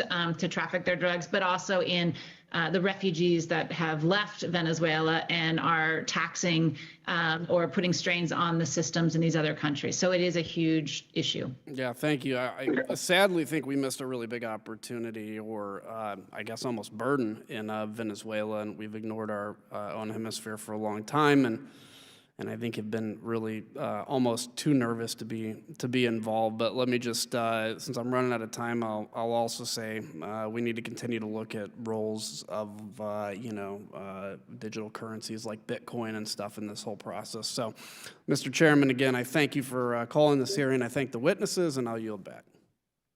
Thank you, Mr. Kinzinger. Ms. Wagner. Thank you, Mr. Chairman, for organizing the hearing and for championing the important review of U.S. counter-drug policies that our witnesses have just completed. I appreciate also your many accomplishments as chair of this committee, your commitment to bipartisanship, and your tireless efforts in support of U.S. foreign policy. Thank you. I'd also I'd also like to thank our witnesses for their work to improve U.S. efforts to end the illicit drug trade and mitigate its impacts on our hemisphere. I've had the opportunity to travel to the Northern Triangle and Peru and have seen the immense suffering the drug trade has caused in the United States and its partner nations. I am committed to examining and improving U.S. counter-drug policies. We were just talking about it a little bit, so I'd like to delve a little deeper here.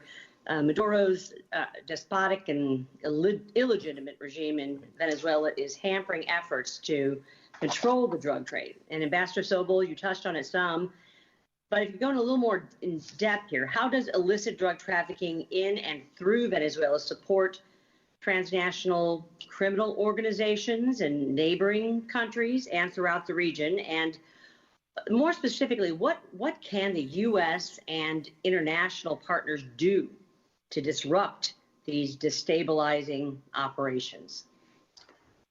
Let me start by saying that we've been close a number of times, but there are a number of foreign actors, of which we know who they are, that continually prop up this illegitimate regime, which makes it difficult. The amount of homicides in the Caribbean that have risen so dramatically recently, we believe are a direct result of the transnational gangs that are transiting from places like Venezuela into the Caribbean to get to our country. So I think that at this point, we need to work with our allies, which is critically important. We need to continue to stay focused on putting democracy back into that country. We had an answer from our commission. Would be more than happy to give it to you, but I think we're all struggling with it. But we all know how important it is. Well, and as a follow-up, and I'm just going to call it out. I mean, Ambassador Sobel, how does Cuban, Russian, and Iranian support for the Maduro regime undermine efforts to hold Venezuela accountable for its narco-trafficking activities? I believe those are the actors we're talking about. Right. Well, and there's probably a few others there that have been buying Venezuelan oil over time, like China, that plays a role as well. We've talked, again, we're not making policy, but sanctions can be an effective tool for our government. We've seen them work. Sometimes they take a long time to work, but our government over time is going to have to make decisions on how we can deal with this issue, which is a cancer in not only that country, but it affects all of the countries around them, including our own. The Western Hemisphere Drug Policy Commission's report recommends that the U.S. empower our diplomats to negotiate bilateral foreign assistance compacts based on shared goals for combating crime, strengthening justice systems, and protecting human rights. Dr. O'Neill, how would a compact-based approach save money and improve outcomes? Well, we envision the benefits of a compact approach is that it can be very specific, so to the actual situation on the ground. So what Colombia needs is very different than what a Mexico or an El Salvador or Honduras might need. The actors in place will be different. So in that sense, it saves money and not just putting in place policies that are less than effective in particular contexts. The other thing is that we envision here is some flexibility. And the idea, especially of asking ONDCP to really think about and implement metrics and data is so that we actually know if programs are working. So are these the programs to prioritize and invest in, and perhaps other ones are ones to put away and shift gears. So I think the nature of a compact approach is quite useful in getting the most bang for the U.S. taxpayers' buck. I agree. I absolutely agree. I know I'm out of time here. I just want to say that the compact system also forms the basis for my bipartisan HR 2836, the Central American Women and Children Protection Act, which I've championed with Representative Norma Torres. And HR 2836 will kickstart, I think, the negotiation of bilateral compacts with Northern Triangle governments to strengthen the justice systems of those countries and create safer communities for women and children. So I'm very interested in you taking a look at this, Dr. O'Neill, and figuring out how compacts will protect women and children from violence and impunity, support and supporting our counter-drug programs. So, thank you. I will do that. Can I add one other thing, Shannon? As the Congress will make these decisions, obviously, in the future, but multi-year funding is also critically important to these programs, because as you build a base of support to be able to continue that and not lose it and take years to build it back is critically important. And I would just stress that long-term funding, flexible funding, as needs arise, is an important element in the program. well, I thank you all very much. I'm over time. I appreciate the chair's indulgence. Thank you. Thank you very much, Mrs. Wagner. Ms. Omar. Thank you, Chairman, and really appreciate this conversation today. Dr. Speck, is there any relationship between decriminalization of drugs and a corresponding decrease in violence?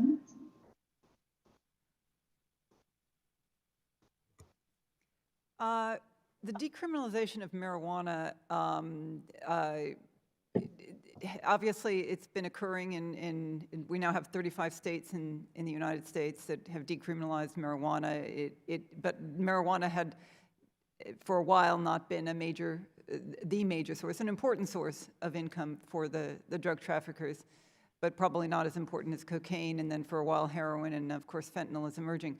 So it doesn't really seem, it could potentially, as Ambassador Sobel pointed out, allow law enforcement to focus on the most dangerous drugs, but it's unlikely to have much of an impact, in my view, on the intra-cartel violence that you see exploding in Mexico, or it's unlikely to truly, decriminalization is unlikely to remove a significant source of income, because these organizations are so diverse.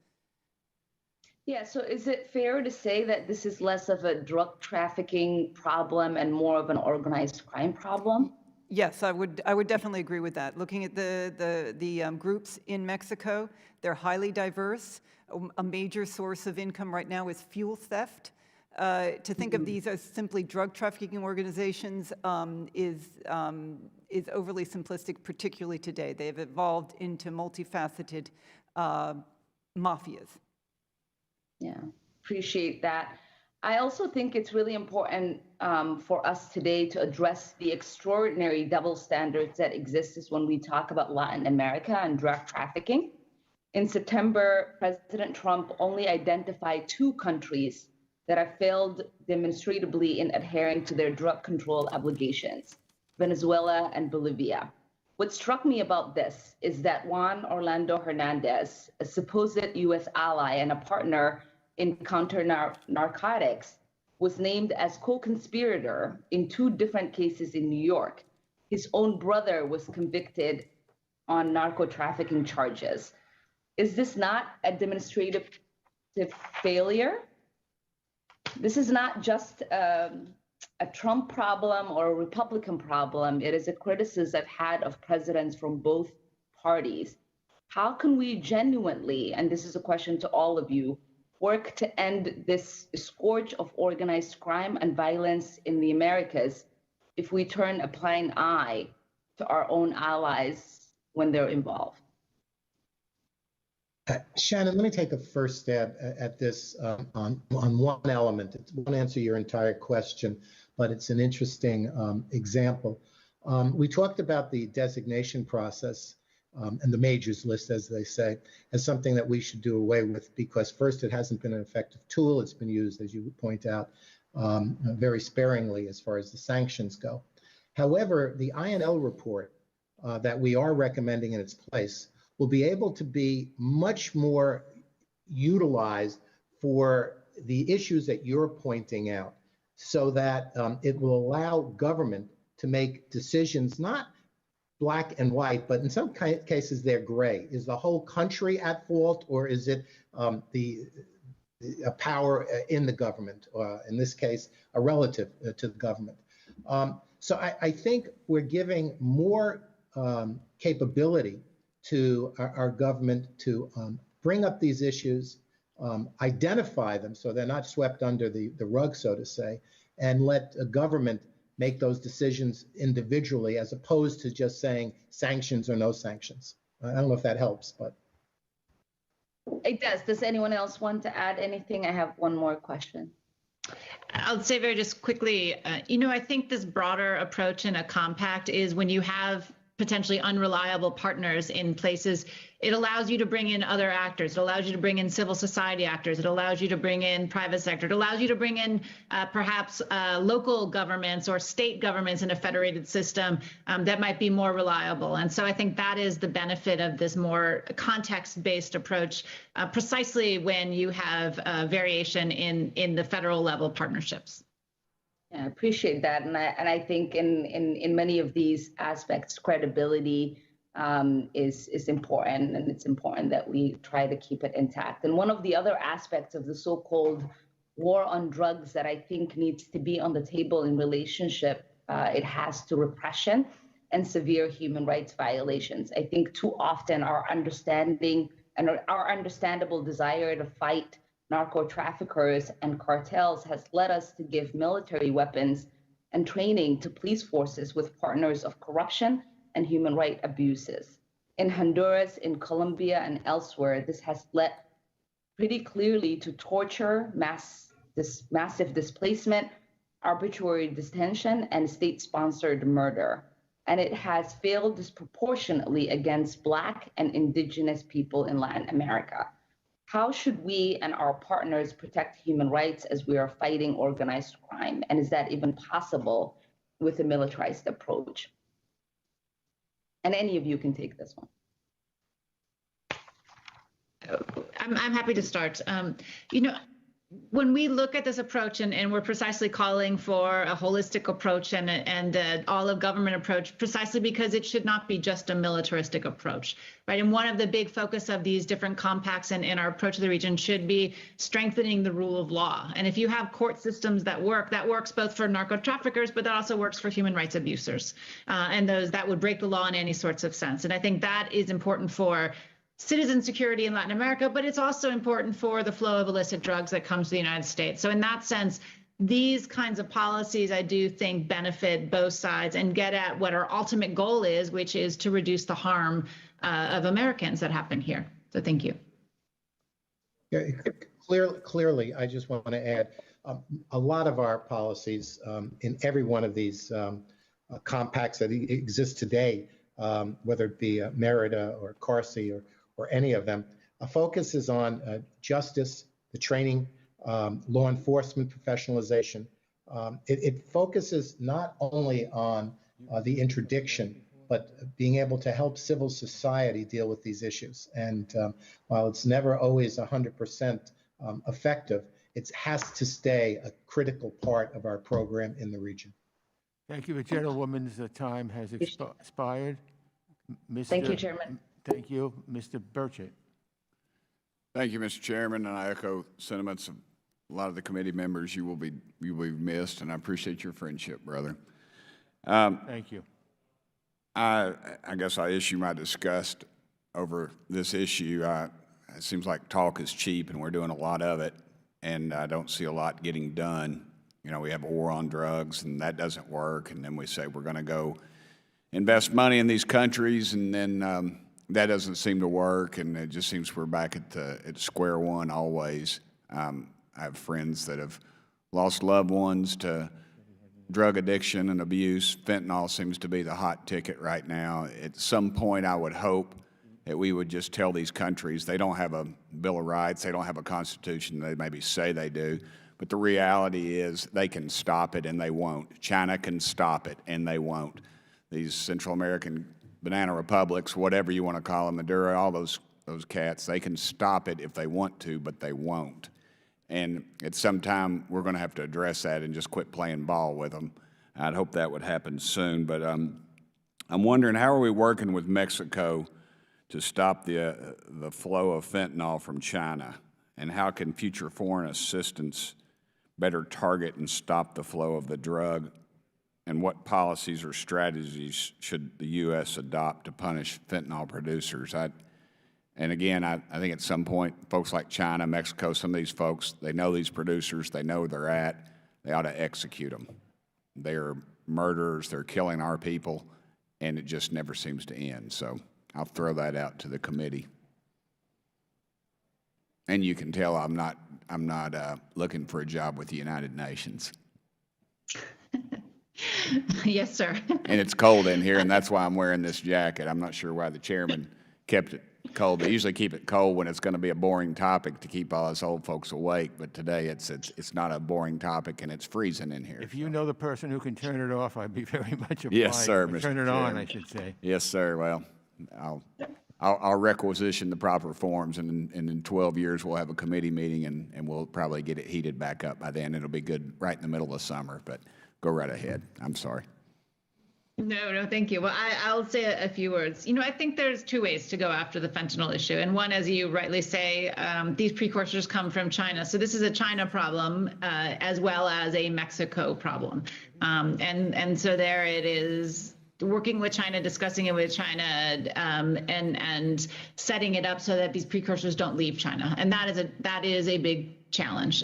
There have been discussions there, but I think those could be prioritized and focused on amid the other obvious tensions that we have with China today. With Mexico, once they enter Mexico, of course, this is a new drug and one that laces in with all other sorts of drugs that Mexico transits up to and traffics into the United States. So as these transnational criminal organizations diversify, I think we need to work with them and work with Mexico, but also work with ourselves too, and strengthen some of the things that we've talked about in this report to take on all kinds of criminality. So, you know, one of the big issues that would matter for fentanyl as well as everything else is strengthening our ability to go after these financial flows. If you can't transfer the money to the people making it in China, then you won't be able to buy the fentanyl that comes that direction. And as Cliff has laid out in detail, the lack of funding and support for FinCEN and others that are able to track this money. I think that's a big part of it. And then the other part is intelligence and finding partners in Mexico that we can share the intelligence when we see these fentanyl flows coming in, because we know they're coming from China as well as a couple other places, but mostly China. And how do you track them and how do you stop them as they come into the port system, which is now increasingly controlled by Mexico's military. So working with, which is just a recent development. So working with those partners to try to stop these as they come into the Mexican space. Okay, you said stop the I just money. might add Go ahead. to the Congressman.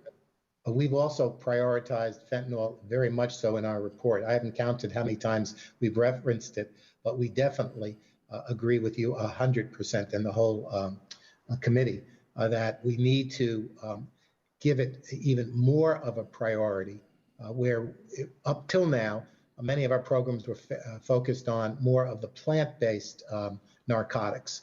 And there is no question when you look at the deaths in our country, which in 2019, before COVID, spiked to 71,000, as was pointed out by one of the congresswomen earlier.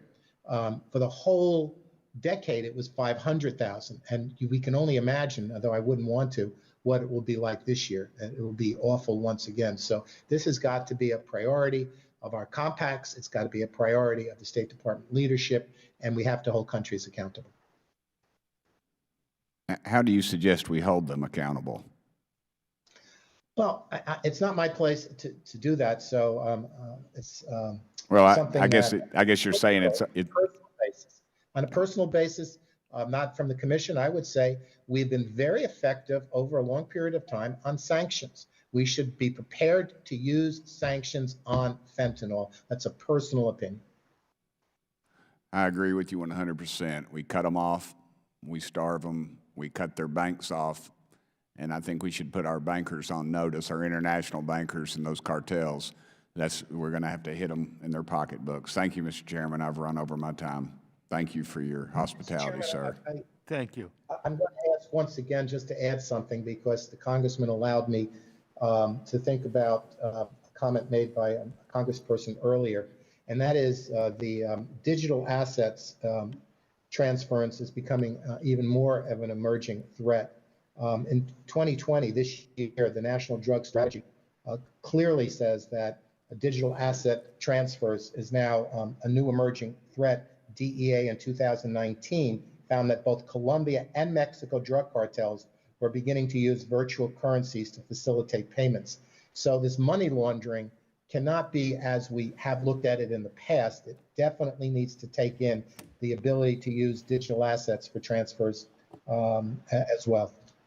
Sorry. No, thank you. That was very important. Mr. Levin. Thank you so much, Mr. Chairman. It's good to see you there in our beloved committee room where you belong. I wanted to focus on Mexico and specifically on corruption in Mexico. So, Dr. O'Neill, I'm going to direct my questions to you. A couple weeks ago, reporter Johan Grillo wrote this in the New York Times about Mexico's war on drugs, and I'm quoting, "Many here wonder if justice really extends to the powerful in this war." He pointed out that Mexico's former public security secretary faces drug trafficking charges in New York, and Mexico's former defense secretary, Salvador Cienfuegos, was indicted in New York on drug trafficking charges, but his charges were dropped when Attorney General Barr intervened following Mexico's threat to kick U.S. drug federal agents out of the country, meaning out of Mexico. So how might this incident, the decision to drop charges against Cienfuegos and release him to Mexico, affect the future of U.S. efforts to address corruption in Mexico? Thank you for that question. And I'll speak on my own personal behalf as the commission doesn't get into all of those details. You know, I think obviously U.S. Department of Justice and law enforcement has been very active and made strides against some of these corrupt figures. That, you know, the process is going forward, but it looks like that there's significant evidence that they were involved in corruption there. And that has been a partnership we've seen with Mexico, but we've seen with Brazil and other places too, fighting corruption with the Lava Jato and other types of corruption. I do think the return of Cienfuegos, of the defense minister, to Mexico to potentially face some sort of justice there, but no case, nor have any charges been brought against him in Mexico, is a blow. And it's at least the perception that U.S. justice can be bullied or bought in bringing someone back. And then so I think it's a challenge in sort of the way U.S. justice is seen as impartiality in the hemisphere and in Mexico.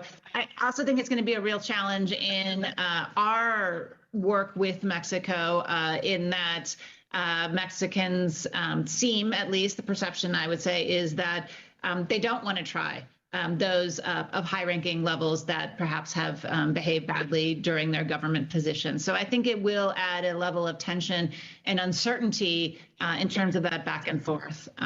One thing we talk about in the report that I think is a place to begin with this and U.S.-Mexico cooperation is that, yes, we can work with the federal government, but we can also work with state governments. We can also work at other levels where we may have more credible counterparts.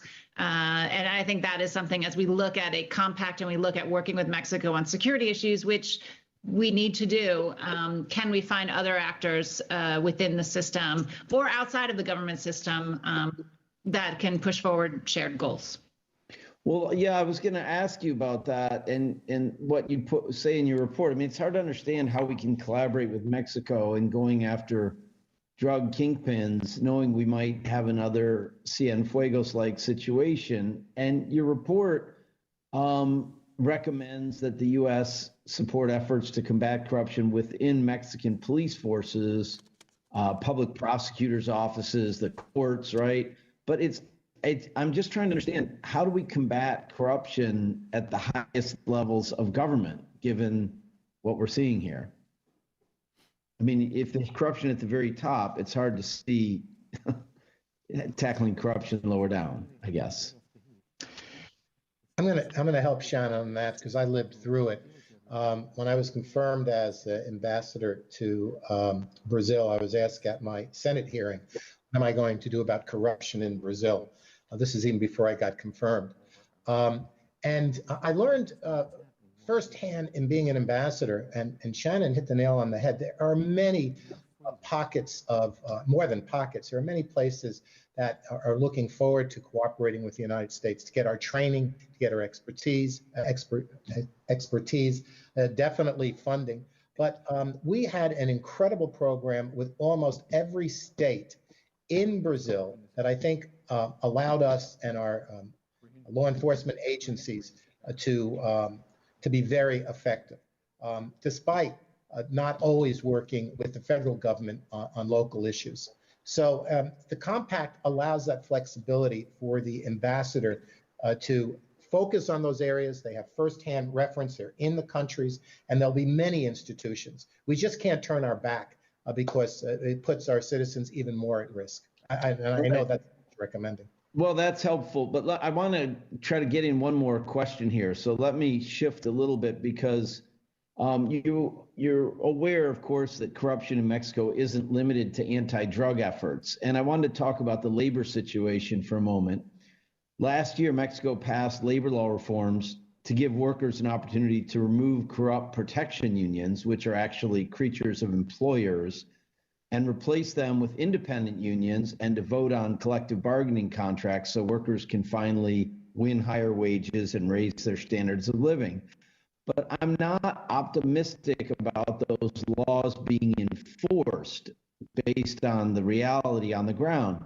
Just this summer, Mexican labor lawyer Susana Terrazas spent nearly a month in a dangerous Mexican jail during the pandemic for the crime of helping workers organize an independent democratic union, precisely what the reforms are supposed to allow. And it's just super important that these reforms take hold, not only for Mexican workers, but for U.S. workers, because they could level the playing field and stop middle-class jobs from being outsourced. So the problem is that I don't see it happening, and I think it could be helpful in dealing with the cartels as well. This weekend, the New York Times reported that Mexican drug cartels are using social media to disseminate propaganda to, as they put it, mask the bloodbath and use the promise of infinite wealth to attract expendable, quote unquote, expendable young recruits. So you can see where I'm getting at here. If you can't get a decent job and make a decent wage, you're more susceptible to this. And I wanted to ask, you know, if, and again, I'll direct this to Dr. O'Neill. Do you think it's fair to say that deplorable working conditions that the Mexican people face, the inability to win fair wages, could be a factor in enhancing the appeal of this sort of lifestyle that the drug cartels are portraying in their propaganda?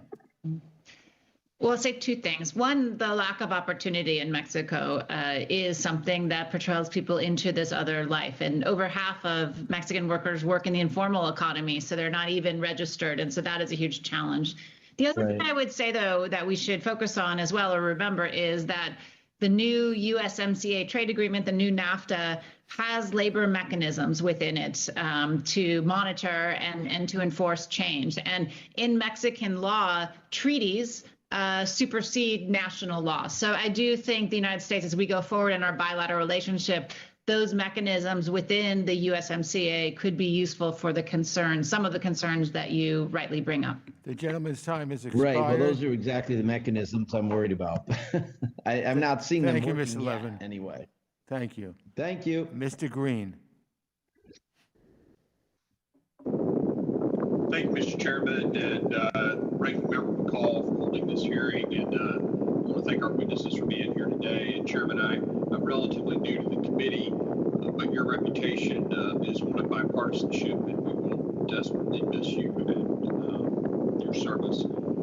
I know we're focused mainly on the Western Hemisphere today, but I want to dig in, like others have, into this huge problem of China, and particularly as our witnesses report, Fentanyl is killing people left and right in my home state of Tennessee, and we are livid about it. China's pushing this stuff to Mexican drug cartels, or then pushing it into my state. My constituents are dying while China does nothing.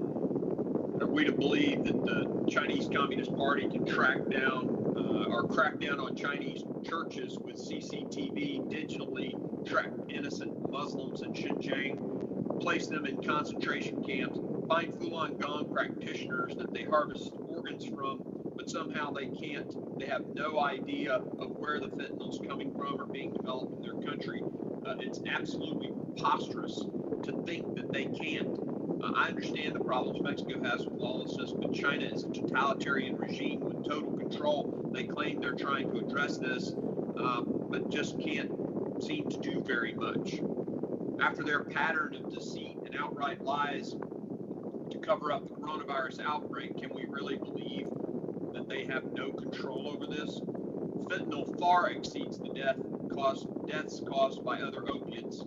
Their charts show us virtually a vertical line with no end in sight, with the sky as the limit to the death and destruction brought about by this incredibly harmful drug.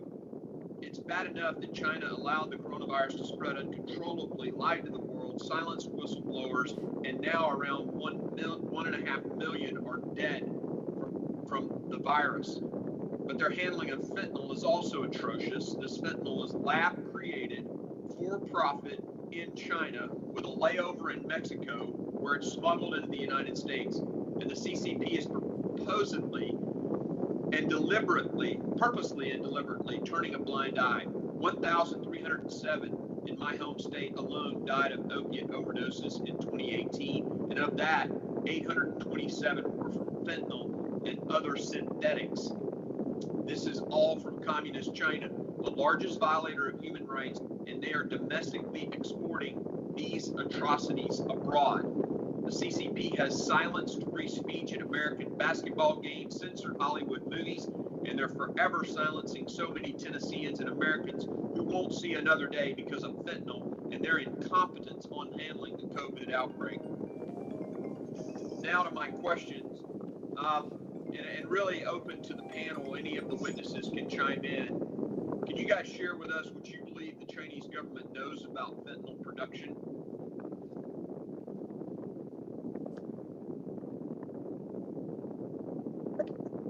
I'm happy to.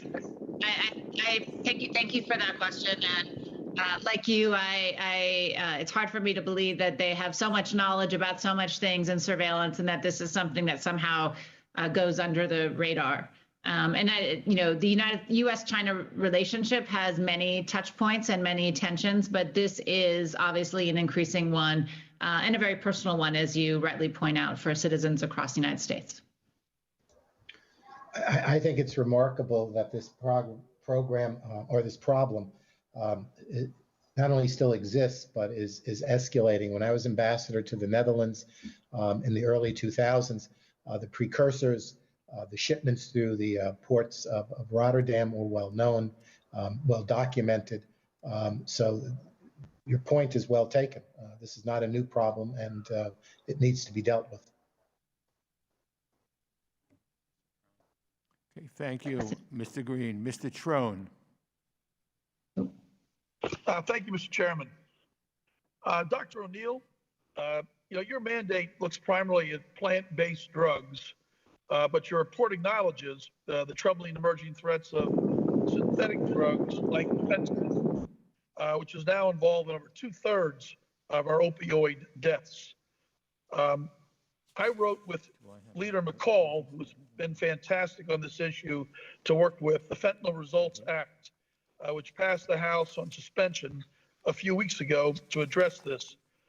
We know the fentanyl precursors and the pre-precursors are being shipped from China, India to Mexico, where they're increasing their scientific knowledge on how to combine these chemicals to manufacture fentanyl. So how do these labs and factories fit into the existing drug trafficking infrastructure in Mexico? You know, I'm going to let Mary, my colleagues, begin with that one because she's looked carefully into which cartels are involved in this. Perfect. Well, I think we know that the major cartels are involved to some degree with fentanyl. The main rivals right now that you hear most about are Sinaloa, but also the new generation Jalisco cartel. Now, but I have to emphasize that these cartels are opportunistic, very adaptive, and from what I understand, fentanyl is very easy to manufacture. It comes through the ports, as do other precursors. Areas such as Michoacan and other areas along the Pacific coast have long been involved in drug production. And so this is clearly an area that the U.S. and Mexico have to come to terms with and identify new ways to combat this. Fentanyl is, I was told that it's like trying to find a packet of sugar or saccharin in crossing the border. It's so tiny and so potent that we need to develop new technologies as well to identify it effectively. So what would a smart U.S.-Mexican partnership to stop this manufacturing that they're doing, moving to Mexico now from China, look like in Mexico? Well, we suggest looking more at focused deterrence and really emphasizing which are the cartels that are trafficking in fentanyl, which are the cartels that are most violent, focus on dismantling, not just beheading the top, but really going through all of the mid-level operatives and coming up with new strategies that try to look at the cartel as a whole rather than just going after the kingpins. That's something, obviously, law enforcement needs to determine the correct strategy, but we do mention that the idea of focused deterrence is something that the two governments should explore, specifically in the case of those trafficking in fentanyl. And does our government have the right tools, the right technology for detection and surveillance to combat the synthetic drug trade in Mexico? My understanding is that we don't really, and that there are scanners that are better, but some of them haven't been deployed. But we probably need additional technologies because fentanyl is so small, so easily hidden, and so potent. And we also need to know where new methods of detection of fentanyl and new measures. For example, we look at price and purity. That's not a measure that identifies fentanyl. We should be looking at the toxicity of the drugs coming into the United States and the cartels that are trafficking the most toxic drugs. But how do we track, or can we track from the ports, these precursors and the pre-precursors? So because they're hitting the Mexican labs, the cartel labs, where they're doing the manufacturing.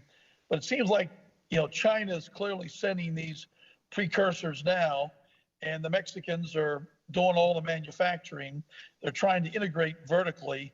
So how can we track this with the Mexican government? What precisely, do you know of any tools or ideas that we can help track it? Well, let me just spin with one idea, and partly is tracking the drug itself, which, as Mary points out, is difficult with the technology that we have or that we've rolled out. The other is to track the money. And so this is money that's going from the United States to China, where a lot of the precursors come from, through Mexico and back. So there's a triangulation of money that is moving around. And that is a place where I do believe FinCEN or others with expanded resources would be able to make a dent. Yeah. Okay, well, great. I yield back. Thank you very much. Okay, this really is the conclusion of the hearing. But before we conclude, I want to thank the witnesses for their excellent testimony, and I want to thank all our members who participated in today's hearing.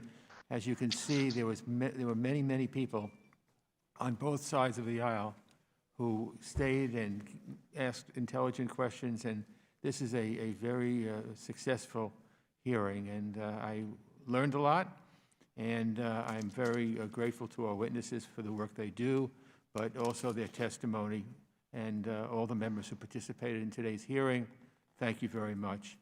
The Committee on Foreign Affairs is adjourned.